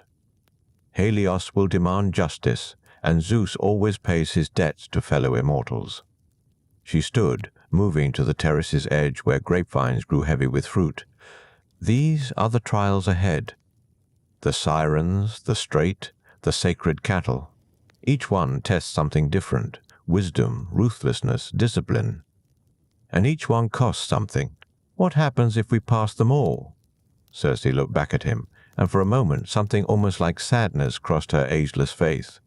"Then you go home, Odysseus. You finally go home. But the man who arrives in Ithaca won't be the same man who left. No one returns unchanged from such journeys." They stood in silence, watching waves break against black volcanic rock below. Seabirds wheeled overhead, their cries sharp and distant. The afternoon sun hung heavy in a cloudless sky, and from the palace came laughter, his men drinking, eating, momentarily free from danger and death. "Stay tonight," Circe said. "Rest here one more evening. Let your men remember what peace feels like. Tomorrow you sail toward the sirens, and after that, there's no more safe harbor until you reach home or die trying." "Why help us?" Odysseus asked. "You could have left us as pigs, could have let us pass by without warning. Why give us this knowledge?" "Because I'm immortal," she replied simply, "and I remember what it was like to fear death long ago before the gods made me deathless. You mortals burn so briefly, like straw catching fire. The least I can do is help your small flame last long enough to reach its hearth." That evening, as the men feasted one last time in Circe's hall, Odysseus sat apart on the terrace. He thought of the sirens waiting ahead, patient and lovely and deadly. He thought of Scylla in her cave, 6 necks writhing, 6 mouths hungry. He thought of sacred cattle grazing peacefully while the sun god watched, counting each beast like a miser counting gold. And he thought of home, Ithaca rising green from blue water, Penelope's face half remembered after 10 years of war and wandering. Telemachus, who had been an infant when Odysseus sailed away, and who might be grown now, might be dead, might be anything. The uncertainty gnawed worse than any monster. The stars emerged, bright and indifferent. Circe had retired to her chambers. The men had drunk themselves into gentle sleep. Only Odysseus remained awake, watching the dark sea, preparing himself for what dawn would demand. In the morning, they would leave this island where immortal magic made everything simple, beautiful, safe. They would sail towards singing voices that promised all the answers he had ever sought, and he would let himself be bound, deliberately helpless, choosing ignorance over the dangerous sweetness of knowing everything. Dawn arrived with the slow patience of inevitability, the kind of morning that feels less like beginning than continuation. Odysseus had not slept. He had watched the stars fade one by one, watched darkness thin to gray, watched the line of the horizon sharpen from suggestion to certainty. His back ached from sitting motionless on stone, but he had needed the vigil. Some preparations happen in stillness rather than movement. The men stirred gradually in the hall behind him, waking to their last morning in Circe's palace. Bread and honey appeared on tables without anyone seeming to bring it, wine that tasted of mountain herbs, fruit so ripe it split at the touch. Magic's final courtesy before they left the safety of enchanted shores. No one spoke much. They ate quietly, mechanically, understanding without being told that pleasant interludes end and harsher waters wait. Circe appeared as they carried provisions to the ship, her dark hair bound now, her expression neither warm nor cold, but simply attentive. She handed Odysseus a coil of rope, hemp woven so tightly it would not stretch or fray. "For the mast," she said. "When you hear them singing, you'll pull against anything weaker until it snaps." He took the rope, feeling its weight, its roughness against palms scarred from years of rowing, fighting, surviving. "How far until we reach them? Half a day if the wind holds. You'll know when you're close. The air changes. The water goes flat as polished bronze. Even the waves quiet themselves to listen." She glanced toward the ship where his men were stowing water jars and dried fish. "Remember, beeswax in their ears before you see the rocks. Once the sirens begin, words won't reach your crew, and you won't want them to, and I'll want them to untie me. You'll beg them to. You'll swear your life depends on it. You'll offer them anything. The curse of the sirens isn't that they lie, it's that they tell such beautiful truths that living afterward feels like settling for shadows." She turned without farewell, walking back toward her white palace where wolves and lions dozed in morning sun, where her loom waited with half-finished tapestries depicting stories that hadn't happened yet. Odysseus watched her go, then joined his men at the ship. They pushed off in silence, oars dipping into water that reflected the cloudless sky, making it seem they rowed through blue air toward blue horizon. The morning passed slowly. Wind filled the sail, steady but not strong, carrying them northwest along the route Circe had described. The men rowed in rhythm, facing backward as rowers do, watching the island of Aea shrink and vanish behind them. No one looked forward. That would be Odysseus's task. He stood at the bow, one hand resting on the weathered wood, feeling the ship's motion through his bones. The sea spread empty in all directions, no land visible, no birds, no drifting weed, just water moving in long, slow swells, patient and alive and utterly unconcerned with the fragile wooden shell crossing its surface. Around midday, the wind dropped. Not suddenly, not dramatically, but with the gradual certainty of weather changing its mind. The sail slackened, hung limp, barely stirred by breath, light breezes that came from no consistent direction. The men kept rowing, but their rhythm faltered slightly, shoulders tensing with the intuition that something waited ahead. Odysseus noticed it first, the water's surface changing. The swells flattened, smoothed, until the sea lay calm as poured oil. No waves broke, no ripples disturbed the glassy expanse. It looked artificial, wrong, as if they rode across painted canvas rather than actual ocean. The silence deepened too. The creak of oars in their locks, the splash of blades entering water, even these sounds seemed muted, absorbed by the unnatural stillness. Ship oars. He called quietly, and the men obeyed immediately, lifting their dripping blades horizontal and letting momentum carry them forward. The ship glided through silence so complete he could hear his own heartbeat, could hear the men breathing, could hear nothing else at all. He moved among them quickly, pulling from his cloak the beeswax Circe had provided. Soft from sitting near his body's warmth, it shaped easily in his fingers. One by one he pressed it into their ears, sealing them completely, watching their faces change as sound vanished from their world. Some looked frightened. Others relieved. A few simply nodded, accepting this next strange necessity in a voyage built from strange necessities.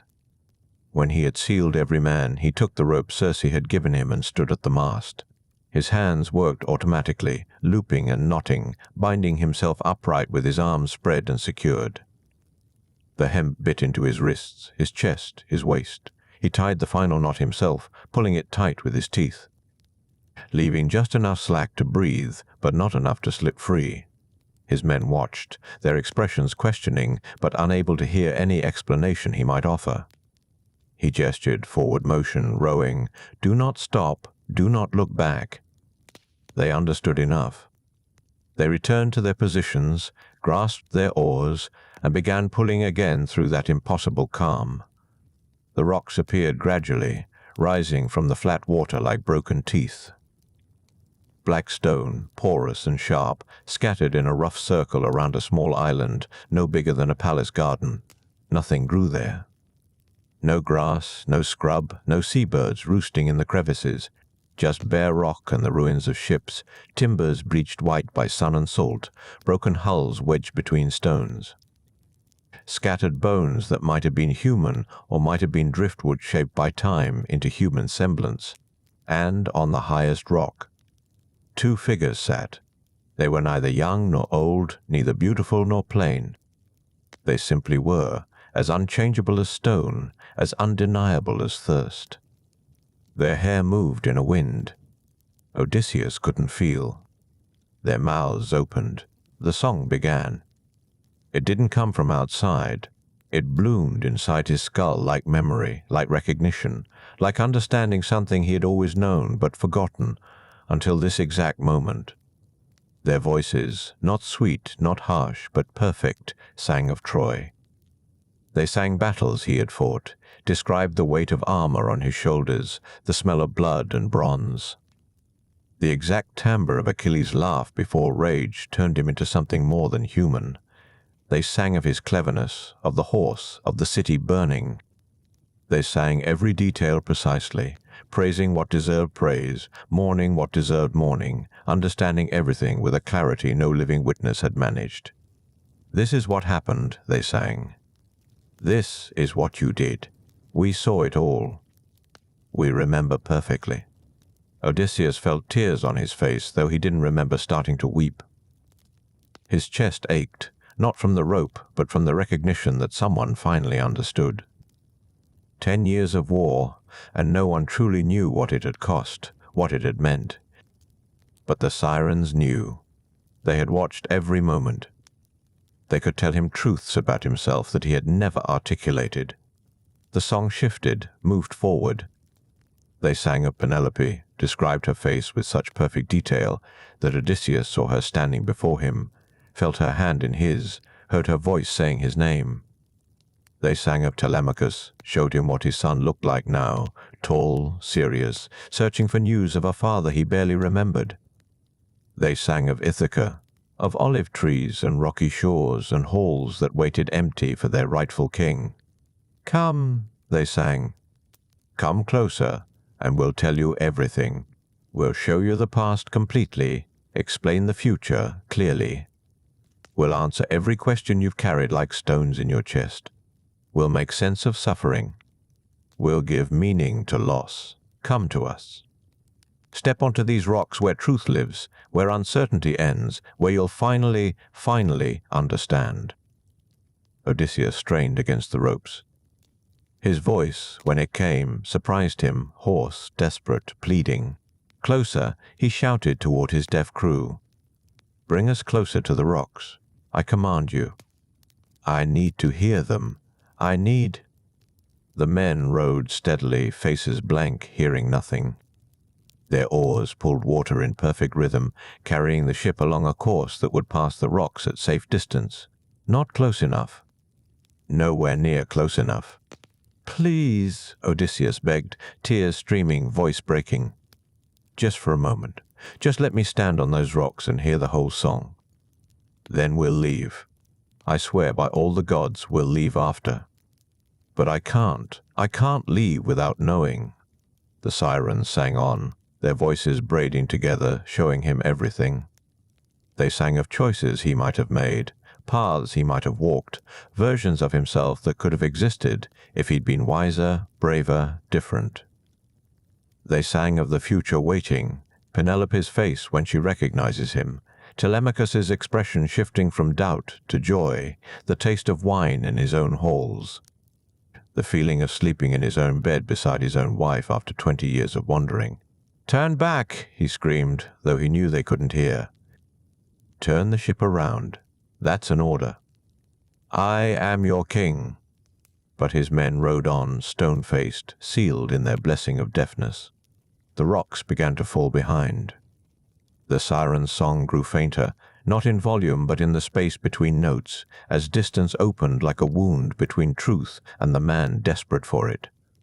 Odysseus sagged against his bonds. Still weeping, still straining uselessly toward knowledge receding with every stroke of the oars. The song faded to whisper, to suggestion, to silence. The unnatural calm released its hold on the sea. Small waves returned, normal wind filled the sail, and the world resumed its ordinary indifference. His men rowed for another hour before they dared pull the wax from their ears. When they could hear again, they found Odysseus still tied to the mast, face wet, eyes closed, breathing slowly like a man recovering from fever.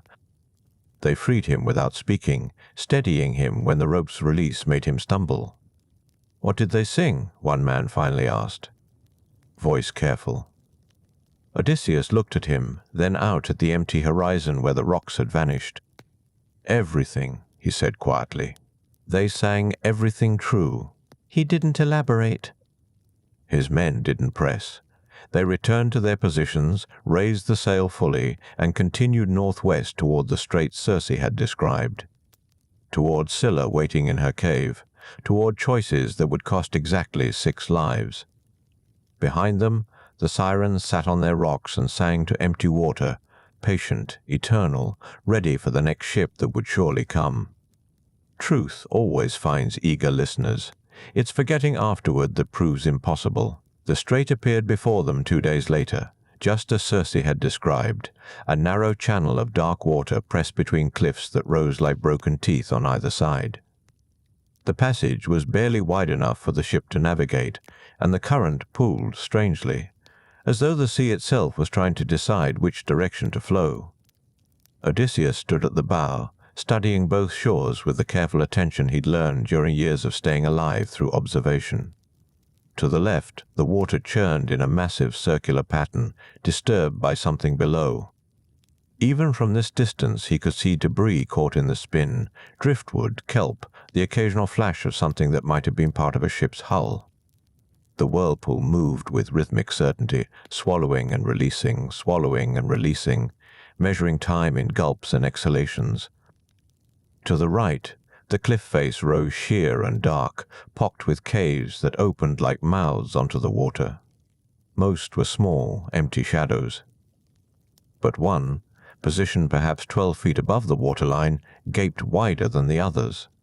Nothing moved in its darkness, but Odysseus felt watched nonetheless. His skin prickled with the attention of something patient, something that had learned to wait for food to come within reach rather than chase it. "Scylla," he said quietly, though no one was near enough to hear. The name tasted like iron in his mouth. Circe had been clear in her instructions, had made him repeat them until the words settled into his bones like truth. The whirlpool, Charybdis, swallowed everything 3 times daily. Ship, men, hope, all pulled down into crushing darkness where even prayers dissolved. No one survived passage too close to that spinning throat. But Scylla, the creature dwelling in the high cave, took only what she could reach. 6 necks, Circe had said. 6 heads at the end of serpent throats. 6 sets of teeth designed for grabbing, not chewing. She would take 6 men. Only 6. The rest would pass through. Better to lose 6 than all. The mathematics were brutal, simple, inarguable.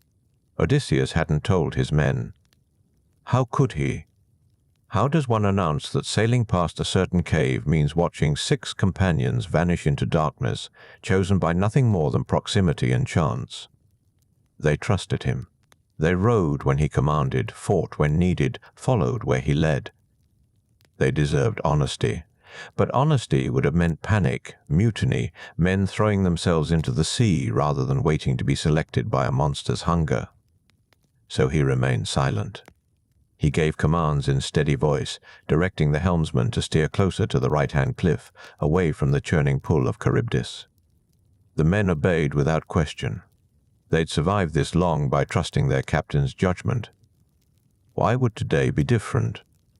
The ship entered the strait. The cliffs rose higher on either side, blocking direct sunlight, casting everything in grey shadow. The water here moved quickly, pulled forward by some tidal pressure Odysseus didn't understand. The helmsman struggled to maintain course, fighting the current's insistence on drawing them toward the left, toward the whirlpool that spun with hypnotic regularity. Odysseus strapped on his armor without explanation. Bronze breastplate, helm with cheek guards, sword belted at his hip, spear gripped in his right hand. His men noticed. They always noticed, but said nothing. Perhaps they thought he was being cautious, preparing for some human threat beyond the strait. Perhaps they simply trusted that he knew what came next. They drew parallel with the cave. Odysseus planted his feet wide, raised his spear, stared into that dark opening as though will alone could prevent what Circe had named inevitable. The ship passed beneath the shadow of the cave mouth. Nothing moved. Nothing sounded. For half a breath, Odysseus thought perhaps the monster slept. Perhaps this passage would be different. Perhaps. The first neck descended with impossible speed, punching downward like a striking snake. It caught one of the oarsmen mid-stroke, teeth closing around his torso, lifting him straight up before he could scream. 5 more necks followed immediately, snatching with precise coordination, the man at the water barrels, 2 rowers from the starboard side. The youngest crewman who'd been coiling rope near the mast, and the sailor who'd been adjusting the sail lines. They screamed. All 6 screamed as they rose into the air, dangling from those serpentine throats that retreated back toward the cave with smooth, practiced efficiency. Odysseus lunged forward, hurling his spear at the nearest head, but the distance was wrong. The angle impossible, and the weapon clattered uselessly against stone while the men's screams grew fainter, pulled deeper into the darkness where Scylla waited. The entire attack lasted perhaps 5 heartbeats. 6 men gone. The remaining crew members stood frozen, oars motionless, staring upward at the cave mouth that had returned to silent emptiness. "Row," Odysseus commanded, his voice somehow steady despite everything screaming inside his chest. "Row now." They moved like men waking from nightmare, hands finding oar handles through muscle memory alone. The ship lurched forward, caught the current's momentum, accelerated through the remainder of the strait while Odysseus stood at the bow. Spear gone, armor suddenly feeling like child's costume rather than protection. He had known. Circe had told him exactly what would happen, and he had steered them into it anyway, choosing those 6 deaths to avoid the whirlpool's promise of total annihilation. The mathematics hadn't changed. Better 6 than all remained true, remained the only logical choice. But logic and leadership felt different when measured in the screams of men who'd trusted him, who'd followed his commands right up to the moment teeth closed around them. Behind them, the strait widened, the cliffs receding, afternoon sunlight returning to water that looked ordinary, innocent, as though nothing had happened. The men rowed in silence, no one speaking, no one meeting anyone else's eyes. There were empty benches now, gaps where voices should have been. That evening, they beached on a small island Circe hadn't mentioned, needing to stop, needing to breathe without moving forward for a few hours. The men set up rough camp without enthusiasm, a cooking fire, bedrolls arranged in careful positions that avoided acknowledging the missing. No one asked what had happened. No one demanded explanation. The question of why Odysseus had steered so close to that cave went unspoken, though it sat heavy among them like smoke that wouldn't disperse. Odysseus stood apart, watching the sunset paint the watercolors that reminded him of blood and bronze and the inside of Scylla's cave, which he hadn't actually seen but imagined constantly anyway. 6 men. He knew their names, their homes, which gods they honored, what songs they sang when drunk. 6 men who'd survived Troy and Cyclops and Circe's palace and the land of the dead, only to be taken by something unavoidable, a toll that had to be paid in flesh. He'd made the right choice. He was certain of that. The whirlpool would have killed everyone. 6 deaths were better than 30. Any commander would make the same decision. Any leader would choose the mathematics that preserved the greater number. But right choices still tasted like ash in his mouth, and that night, when he finally slept, he dreamed of 6 sets of teeth closing in darkness over and over, while he stood watching with a useless spear in his hand. The dawn came slowly to their unnamed island, pale and reluctant, as though the sun itself hesitated to illuminate what remained of Odysseus's crew. The men woke stiff and silent, moving through morning routines with mechanical precision. No one spoke of the strait. No one mentioned empty spaces at the morning meal. They ate barley cakes and dried fish, drank watered wine, and prepared the ship for departure with faces that revealed nothing. Odysseus noticed everything. The way certain men avoided looking toward the stern where friends had sat. The careful redistribution of rowing positions that left no bench empty but clustered survivors together in new, uncomfortable arrangements. The absence of the usual morning banter, jokes about dreams, complaints about sore muscles, predictions about weather. Just silence, broken only by necessary commands and the soft sounds of rope through hands, wood against wood. They launched the ship into calm water under cloudless sky. The island fell behind, becoming another nameless point on a chart that existed only in Odysseus's memory. Ahead, the sea stretched blue and ordinary, offering no hint of what lay beyond the horizon. Circe's instructions had been specific about the dangers they'd already passed, sirens, the strait, the narrow escape between impossible choices, but she'd also warned of one thing more. An island called Thrinacia, where sacred cattle grazed. Cattle belonging to Helios, the sun god who saw everything from his daily journey across the sky. Circe's voice had been particularly serious when describing this place. "Do not land there," she'd said, firelight painting shadows across her face. "If you must land, do not touch the cattle. They belong to a god who never forgets, and Zeus himself will answer any offense against them." Odysseus had promised then. Easy to promise in Circe's comfortable halls with wine-warm certainty. Now, watching his diminished crew row through morning light, the promise felt more complicated. They needed provisions. The storm after leaving the strait had scattered much of their remaining supplies, and what they'd salvaged was running low. His men were tired, grieving, hungry in ways that went beyond empty stomachs. The wind picked up toward midday, favorable and steady from the east. They shipped oars and raised sail, letting the canvas belly with air that pushed them westward. The pace was gentle, almost peaceful. Men dozed at their posts, swaying with the ship's rhythm. Odysseus stood at the tiller, one hand resting on smooth wood worn by years of his own grip, watching clouds gather in the distance. By evening, land appeared ahead. Not the rocky outcropping of yet another barren island, but genuine green hills rising from the water, grassland visible even from sea, the kind of terrain that supported herds. As they drew closer, they could see cattle, large, beautiful animals with coats that seemed to glow faintly in the settling dusk, moving slowly through pastures that rolled down to the shore. Thrinacia, Odysseus said quietly, though no one had asked. The men stirred, looking toward land with expressions that mixed hope and exhaustion.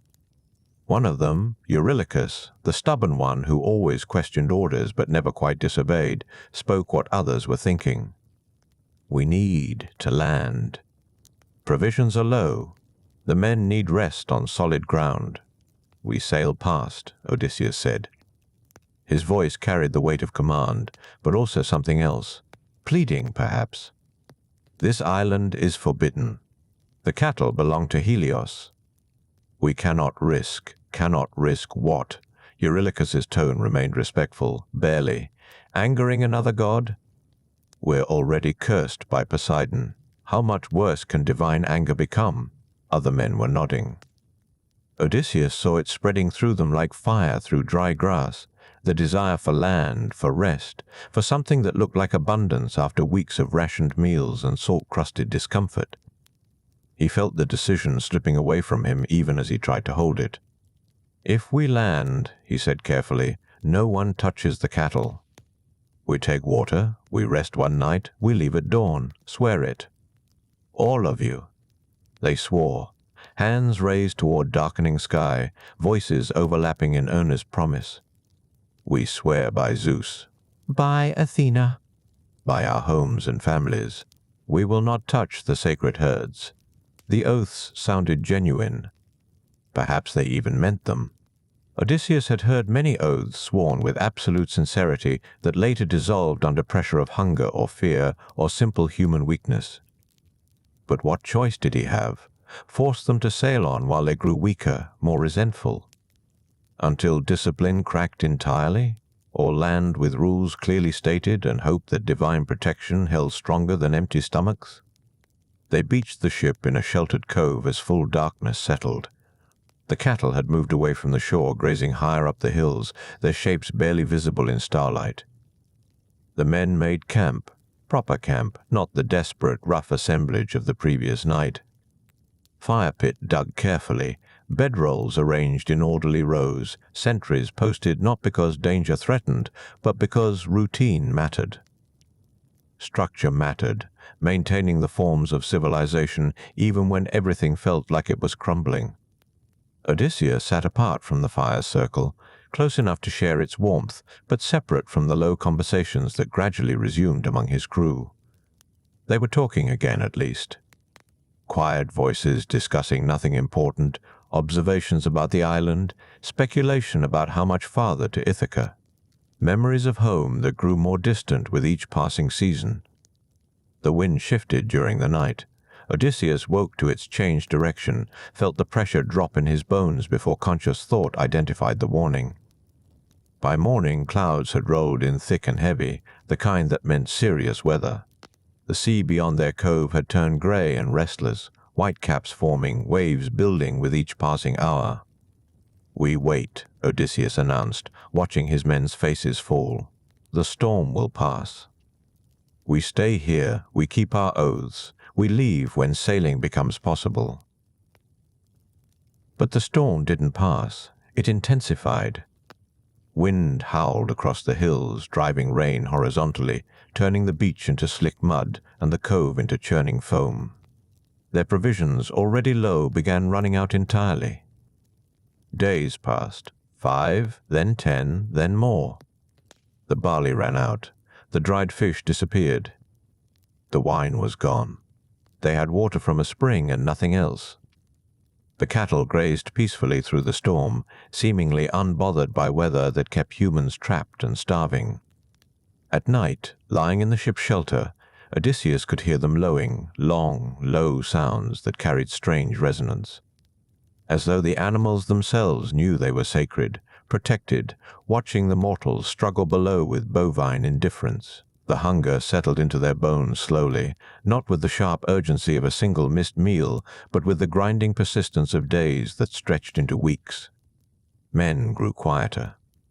Movements became deliberate, conserving energy that no longer replenished itself. Faces thinned.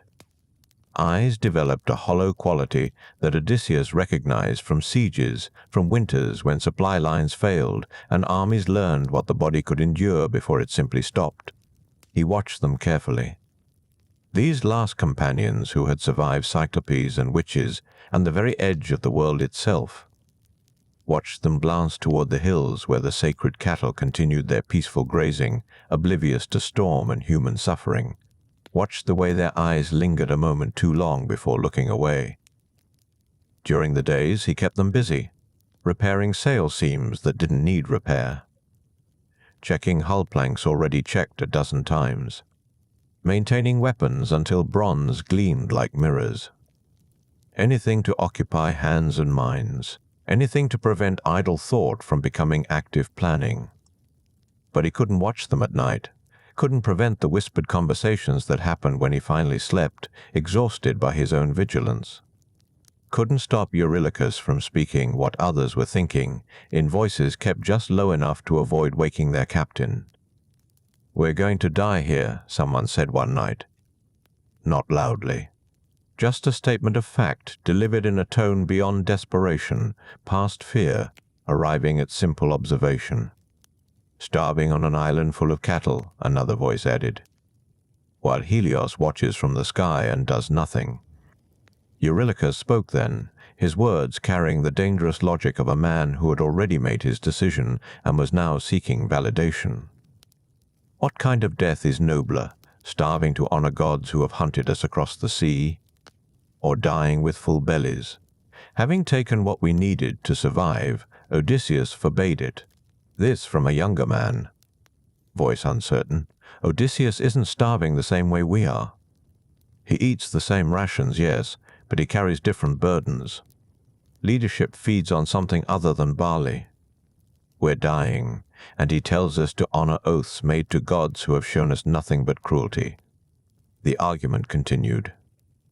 Circular but gaining momentum, each man contributing a piece until the decision felt collective rather than individual. They would take one animal. Just one.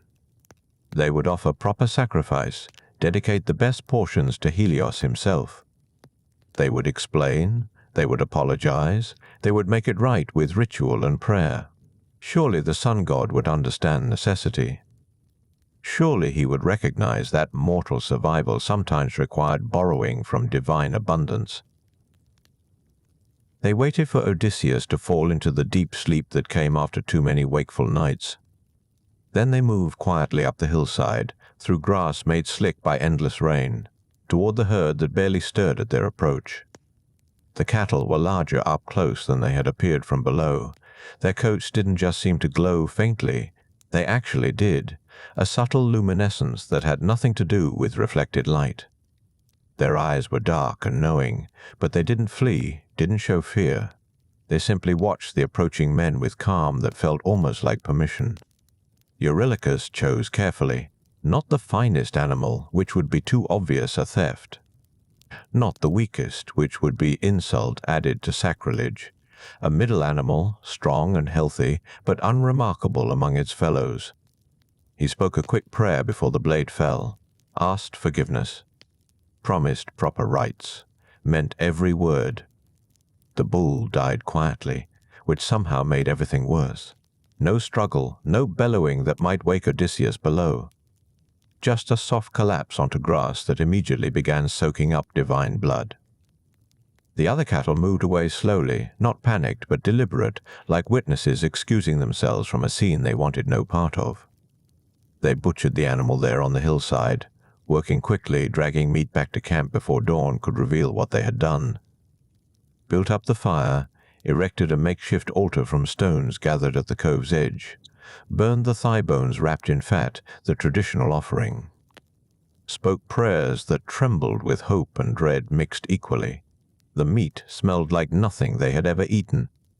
Rich, impossibly savory, filling the air with aroma that made empty stomachs clench with anticipation.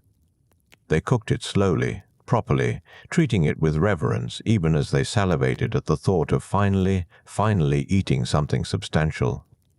When Odysseus woke, he smelled it before he saw it. The scent of roasting beef carried on wind that had finally begun to shift, and he knew immediately. Knew from that smell alone that his oaths had been broken, his warnings ignored, his last remaining authority dissolved in the face of hunger he couldn't relieve. He walked to the fire slowly. The men had the grace to look ashamed, but not ashamed enough to stop eating. Juice ran down chins. Hands tore at meat with desperate efficiency. They offered him portions silently, an invitation to share their guilt and their sustenance. "The gods will destroy us," he said quietly, not angry, not even particularly surprised, just tired. "You've killed us all for one meal." "We would have died anyway," Eurylochus said, meeting his eyes. "At least now we die full. At least now we go down having made our own choice rather than simply obeying and starving." Odysseus looked at the makeshift altar, the burned offerings already turning cold. The prayers already carried up to a god who would not, could not ignore this. He looked at his men, at the meat they consumed with single-minded focus, at the desperate gratitude in their movements.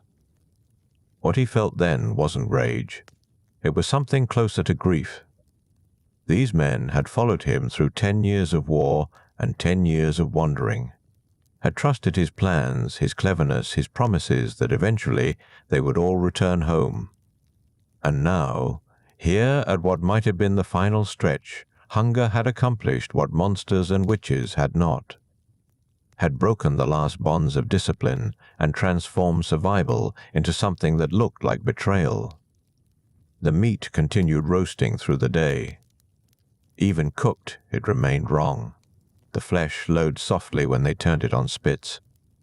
The hide, discarded at the fire's edge, crawled slowly across the ground as though seeking its former wholeness. Omens. They chose not to see, or seeing, chose to ignore. They ate for 3 days, gorged themselves with the recklessness of men who understood they had already sealed their fate and decided the feast was worth the price. Laughed again, sang old songs, told stories with energy that had been absent for weeks, pretended the crawling hide was imagined, pretended the lowing meat was simply firecrack and wind. On the 4th morning, the storm finally broke. Clouds parted, sea calmed to gentle swells.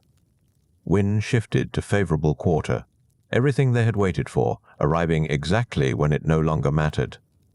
They loaded the ship in silence, no longer bothering with pretense of normalcy, made no offerings for safe passage, because what god would grant it now? Pushed off from shore with the mechanical efficiency of men already dead, simply going through motions one final time, Odysseus took the tiller, staring back at the island where the remaining cattle grazed in restored sunlight, watched it shrink behind them as they sailed toward open sea and whatever judgment waited there. The sky remained clear, the wind remained fair, and high above, too bright to look at directly, Helios watched everything. The sea stretched empty in all directions, blue and calm as if nothing had been violated, as if divine law had not been cracked like bones for marrow. The ship moved smoothly, almost too smoothly, cutting through water that offered no resistance. Wind filled the sail with steady pressure, pushing them westward toward Ithaca. Toward home they would never see. Odysseus stood at the tiller, hand resting loosely on wood worn smooth by 20 years of gripping. His men worked the rigging with quiet competence, adjusting lines, checking provisions, performing the small rituals of seamanship they had perfected across a decade of wandering. No one spoke unless necessary. No one met anyone's eyes for longer than duty required. The silence felt heavier than any storm. It pressed down like the air before lightning, thick and waiting. Even the gulls that sometimes followed ships stayed distant, wheeling against the sky but never approaching. The ship sailed through emptiness that felt deliberate, as though the world itself had stepped back to see what would happen next. By midday, the last of the sacred meat had been consumed. Men moved about their tasks with the strange energy that came after prolonged hunger finally broken, stronger than they had been in weeks, but hollow somehow, as though strength itself was borrowed from an account they could never repay. Odysseus watched the horizon, looking for the storm he knew was coming, not hoping to avoid it, just wanting to see it approach, wanting that much control over his own ending.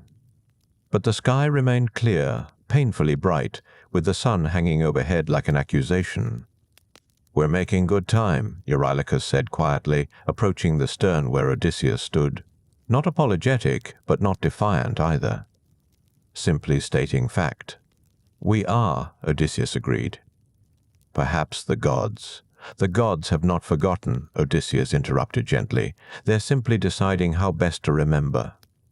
Eurylochus nodded slowly, understanding. He started to speak again, stopped, finally said, "I'm not sorry we ate, only sorry it came to that." Odysseus looked at him, at this man who had survived Troy and Circe and every impossible thing between, who had made the choice to lead the others in mutiny, not from malice but from desperation finally breaking through. "I know," he said. They sailed through afternoon with the sun tracking across the sky like a burning eye, never blinking, never looking away. The wind held steady. The sea remained calm. And still the sense of waiting grew, building like pressure in closed spaces, like breath held too long. As evening approached, the first change came. The wind shifted, not dying but turning slightly, coming now from the west, the direction they sailed toward. The ship slowed, sails fluttered uncertainly. Men adjusted rigging, compensating, keeping forward motion, though progress became labored. Then the clouds appeared. Not gathering gradually, but materializing already formed, dark and heavy, rolling across the western horizon like an advancing army. They moved with unnatural speed, swallowing the clear sky, blotting out the sun before it could properly set. Odysseus watched them come and felt something close to relief. Uncertainty was its own torture.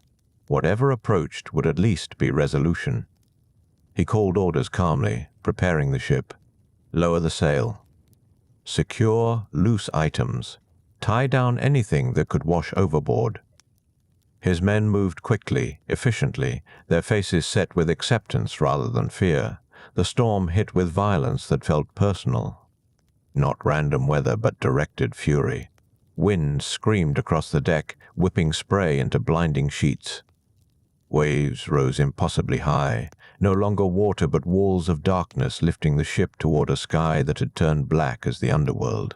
Thunder crashed not from clouds but from everywhere at once, surrounding them, filling the air with noise that felt solid.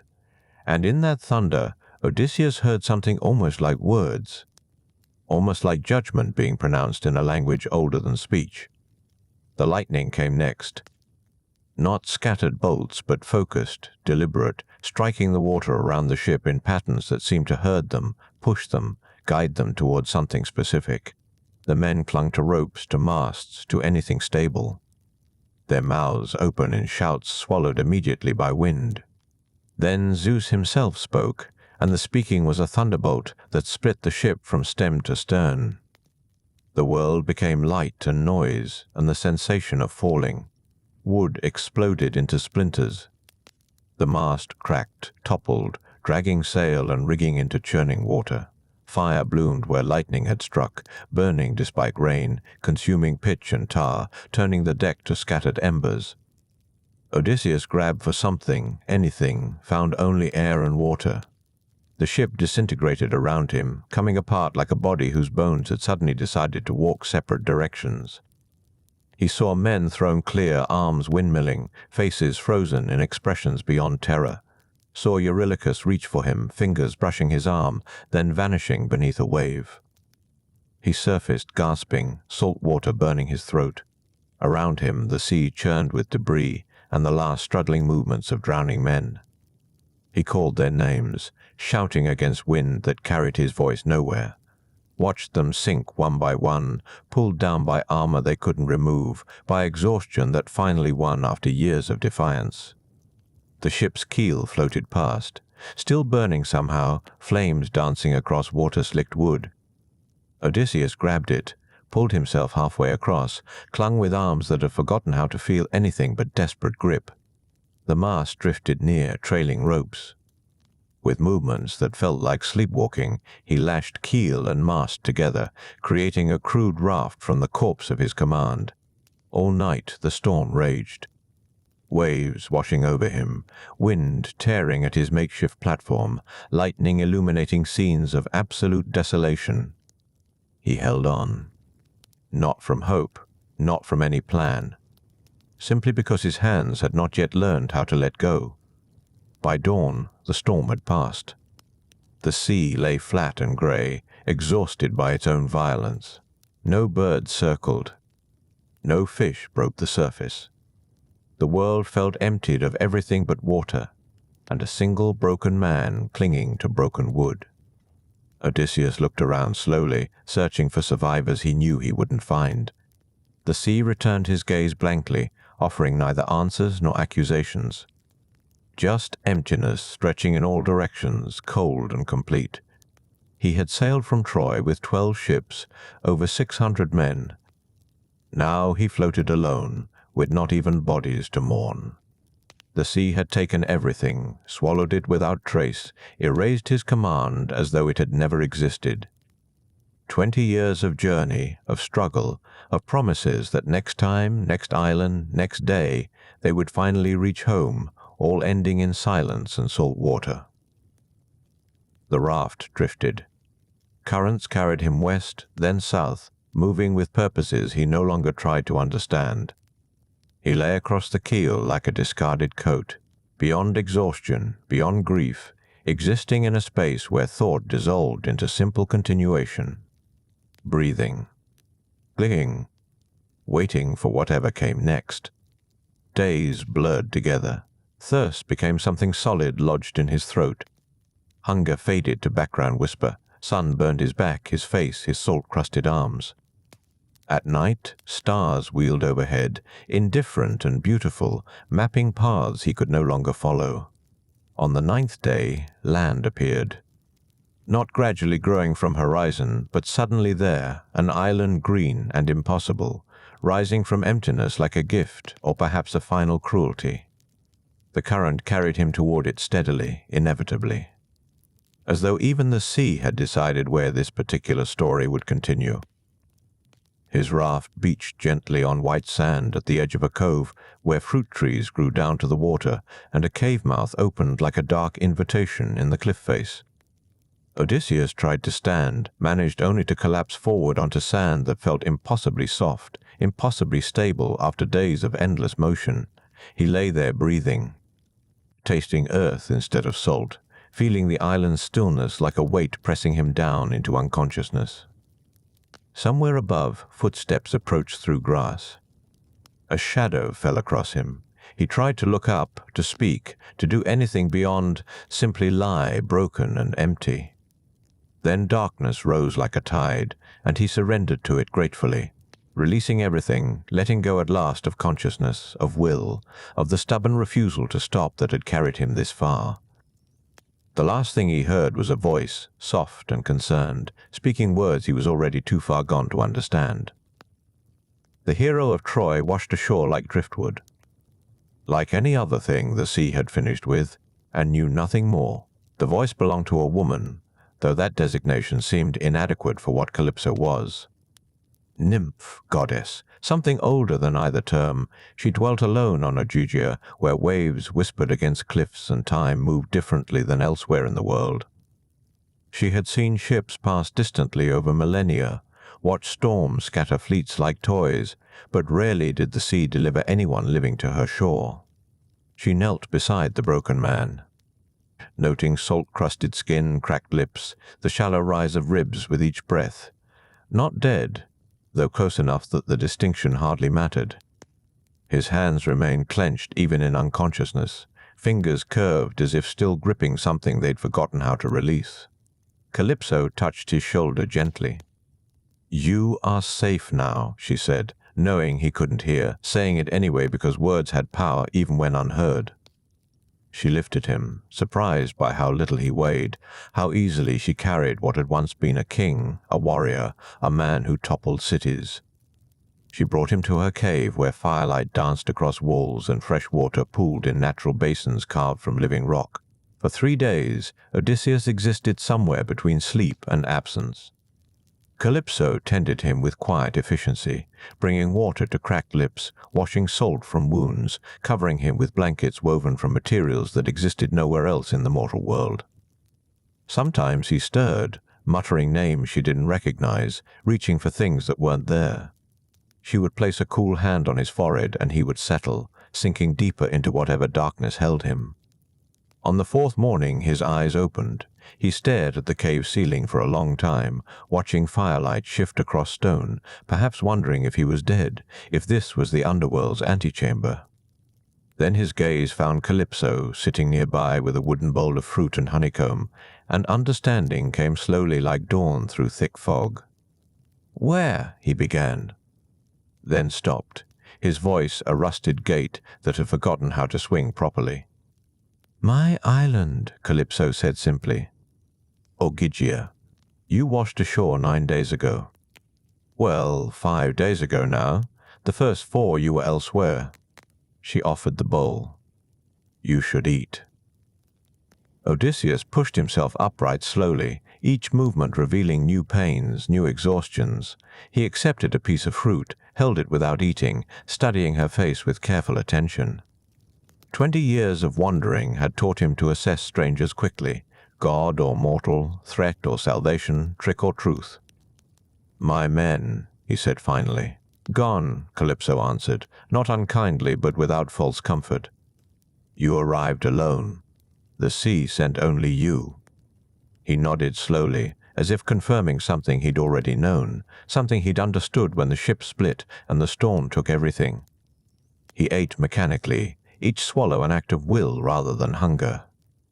When the bowl was empty, he looked toward the cave mouth where sunlight painted warm rectangles across stone floor. "I need to leave," he said. "Build a raft, find a ship, something. I have to reach Ithaca."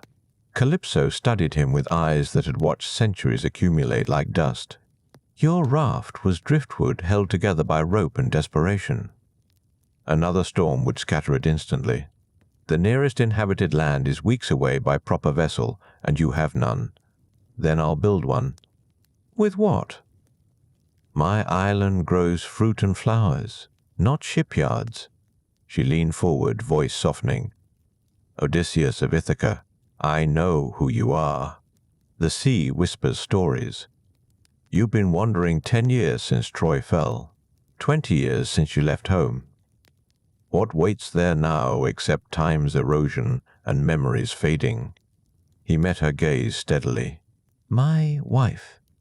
"My son. My kingdom. Your wife who surely believes you dead. Your son who has grown to manhood without you. Your kingdom that has found other rulers." Calypso rose, moved to the cave mouth, silhouetted against bright morning. "The world moves on, Odysseus. Rivers flow whether we watch them or not. Then I should be there to see it." She turned back, and something in her expression was neither cruelty nor kindness, but something more complicated. "Or you could stay. Rest. Let the journey end here, where no god sends storms and no monsters wait in narrow straits." I can offer you peace, Odysseus. Immortality even, if you wished it. An end to wandering. He was silent for a long time, looking at his hands, at the cave walls, at everything except her face. When he spoke, his voice was very quiet. I've been offered paradise before. The Lotus Eater's Island where men forget. It was beautiful there too. This is different. Is it? He finally met her eyes. Every prison claims to be sanctuary if you dress it in enough comfort. Calypso laughed, though the sound carried no particular joy.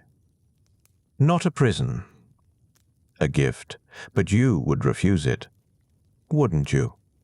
You would choose suffering and struggle and the probability of death over certainty and peace. I would choose home, even if home no longer exists as you remember it, especially then. Odysseus stood, unsteady but upright, a man remembering how to bear his own weight. Because it's mine. The life I built, the people I love, the place I'm meant to be. Even if everything has changed, it's still where I belong. Calypso watched him with an expression that might have been sadness, or perhaps respect, or both intertwined. Zeus himself would have to order me to let you go. The sea brought you here. The gods decided your arrival. Then the gods can decide my departure. Stubborn, she said softly. Yes. She nodded slowly, accepting something she'd perhaps known from the beginning. Well, while we wait for divine intervention, you should bathe, eat properly, regain strength. Even heroes need functioning bodies. She gestured toward the back of the cave where steam rose from heated pools. The water is always warm. Take your time. We have nothing but that here. Odysseus moved toward the pools, then paused. Why are you helping me? Calypso smiled, genuine this time, though touched with melancholy. Because you're here. Because the sea delivered you broken, and I can heal you. Because even goddesses get lonely sometimes. She turned away, giving him privacy. And perhaps because I understand, more than you know, what it means to want something you cannot have. He bathed in water that smelled of minerals and distant earth. Ate meals that appeared without explanation, fruit and bread and wine that tasted like sunlight made liquid. Calypso tended his healing with quiet competence, asking nothing, offering everything, maintaining careful distance even in the cave's intimacy. Days became weeks. Weeks became months. Time on Ogygia moved strangely, simultaneously swift and suspended, like a river that flowed without ever actually going anywhere. Odysseus walked the island's beaches, explored its meadows where flowers bloomed perpetually, watched the sun rise and set over the same unchanging waters. Beautiful, peaceful, utterly isolated. At night, he dreamed of Ithaca. His wife's face, details fading with each passing month, features becoming uncertain even as he reached for them. His son, who would be grown now, a man Odysseus had never met, the great hall where he'd ruled, trying to remember the placement of pillars, the smell of the hearth, the view from the window. Calypso joined him sometimes on his wanderings, keeping companionable silence or speaking of things that had passed in the wider world. She was kind, patient, offering affection without demand.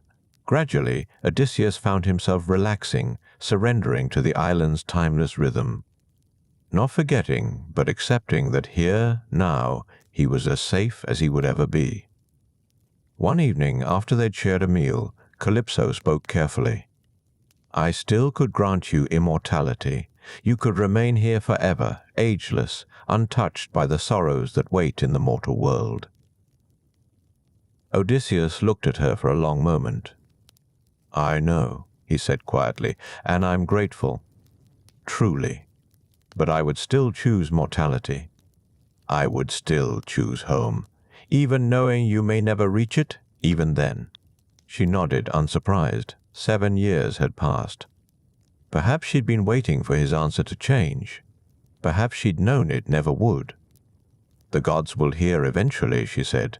Someone will remember you're here. When they do, I will build you a raft, provision it properly, send you toward whatever fate awaits." Her voice remained steady, but her eyes carried the particular sadness of immortals who love mortal things.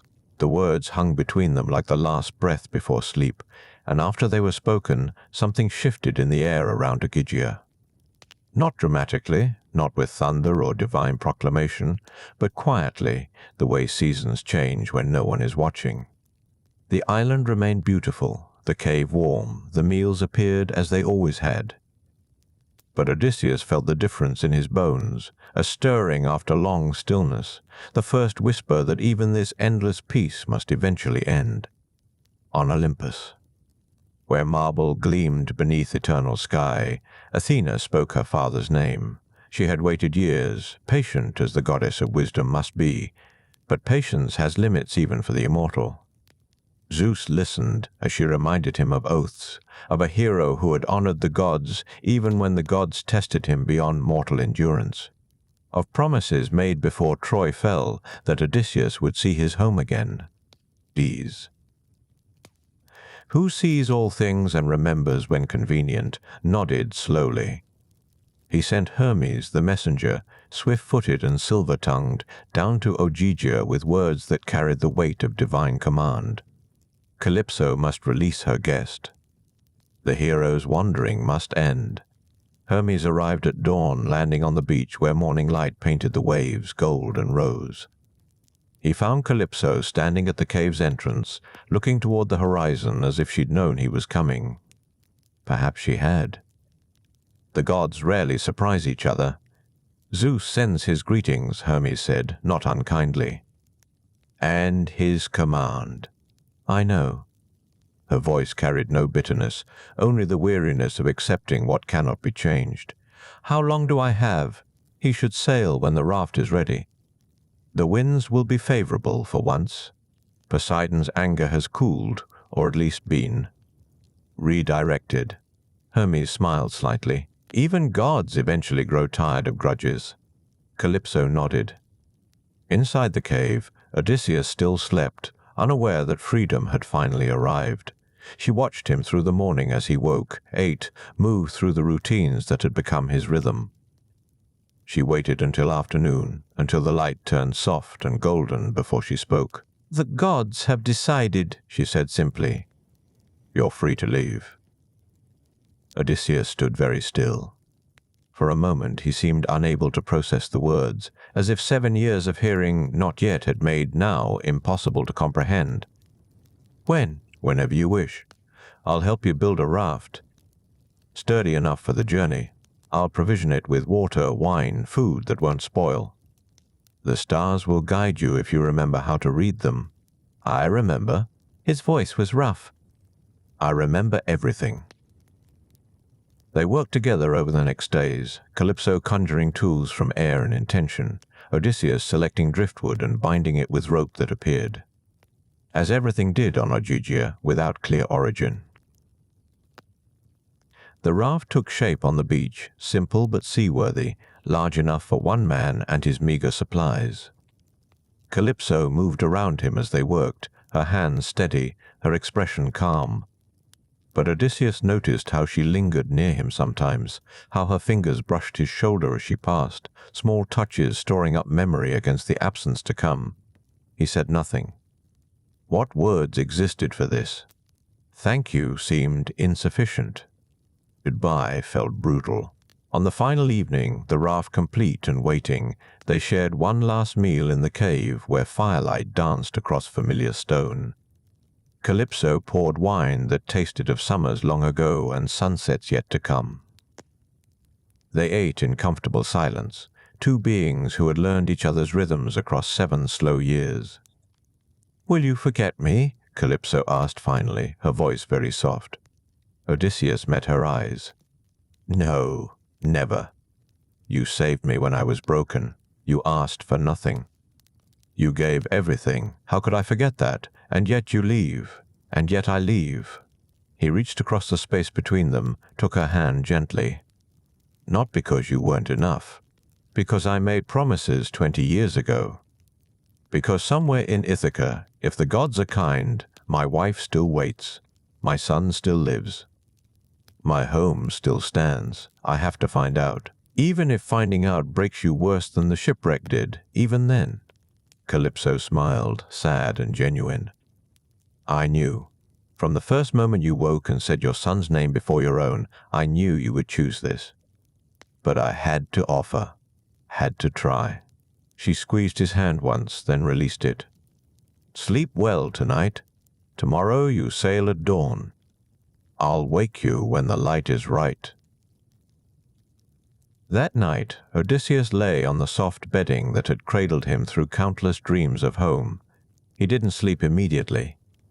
Instead, he listened to the waves against the shore, the wind moving through trees, the soft sounds of Calypso moving in her cave, preparing supplies for morning, storing up the sounds of peace before trading them for uncertainty.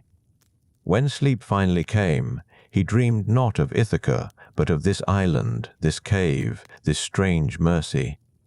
He dreamed of Calypso's face, and knew he would carry it with him always, another ghost among many. Dawn broke clear and perfect, the kind of morning that promises fair sailing. Calypso woke him with gentle touch, and together they walked to the beach where the raft waited, loaded with leather bags of provisions and a single blanket woven from some material softer than wool, warmer than fleece. The blanket is spelled, Calypso said quietly. It won't keep you safe. I can't do that. But it will keep you warm on cold nights, dry when rain falls. Small comfort, but comfort nonetheless. Thank you. Odysseus touched the fabric, feeling magic hum beneath his fingers. He turned to her then, this goddess who had healed him, sheltered him, loved him in her way. For everything. I don't have words grand enough. You don't need them. She reached up, touched his face gently, memorizing. Go home, Odysseus. Find what you're looking for. And if the world is cruel, if Ithaca has fallen or changed beyond recognition, remember, there was a place once where you were safe. He nodded, not trusting his voice. Then he pushed the raft into shallow water, climbed aboard, took up the paddle Calypso had shaped for his hand specifically. The current caught him, gentle but insistent, pulling him away from shore. Calypso stood in the surf, watching. The dawn light caught her hair, her face, turning her to gold and shadow. She raised one hand in farewell, and though he couldn't be certain across the growing distance, Odysseus thought perhaps she smiled. He paddled steadily. Feeling the rhythm return to his arms, the old sailor's instinct waking after 7 years of land-bound dreaming. The island grew smaller behind him, beautiful and impossible, already becoming memory. He didn't look back after the first few minutes. Better to face forward. Better to watch the horizon where Ithaca waited, distant but finally, blessedly possible. The sea stretched endlessly in all directions, blue and gray and green beneath the climbing sun. Poseidon's realm, still dangerous, still unpredictable. But the winds blew fair and steady, pushing him east toward home. Perhaps the gods were finally done testing him. Perhaps the journey would end as it should have ended 10 years ago, with a living man walking onto living shores. Or perhaps more trials waited. Odysseus, who had learned wisdom through suffering, understood that hoping and knowing were different things. But he paddled anyway, steady and certain, choosing the uncertain living future over the perfect immortal past. Choosing his life, flawed and mortal, and entirely his own.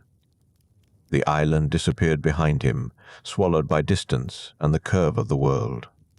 Ahead, only sea and sky, and the thin thread of hope that had sustained him through everything. He followed it east, toward home, toward whatever ending waited. After 20 years, after countless monsters and gods and storms and sorrows, Odysseus sailed on. And if you found rest tonight in these ancient waters, if Odysseus's long journey has guided you gently toward your own sleep, then perhaps you'll return to Olympus' dreams again, where myths wait patiently to ease troubled minds into peaceful rest. The stories never end, not really. They simply wait for new listeners to discover them, night after quiet night. For now, though, Let the raft carry you forward into dreams. Let the hero's voyage continue in the spaces between waking and sleep. And rest knowing that all journeys, even the longest, eventually find their ending. The sea is calm tonight. The stars shine clear. And somewhere ahead, though distance makes it invisible, home waits with patient light,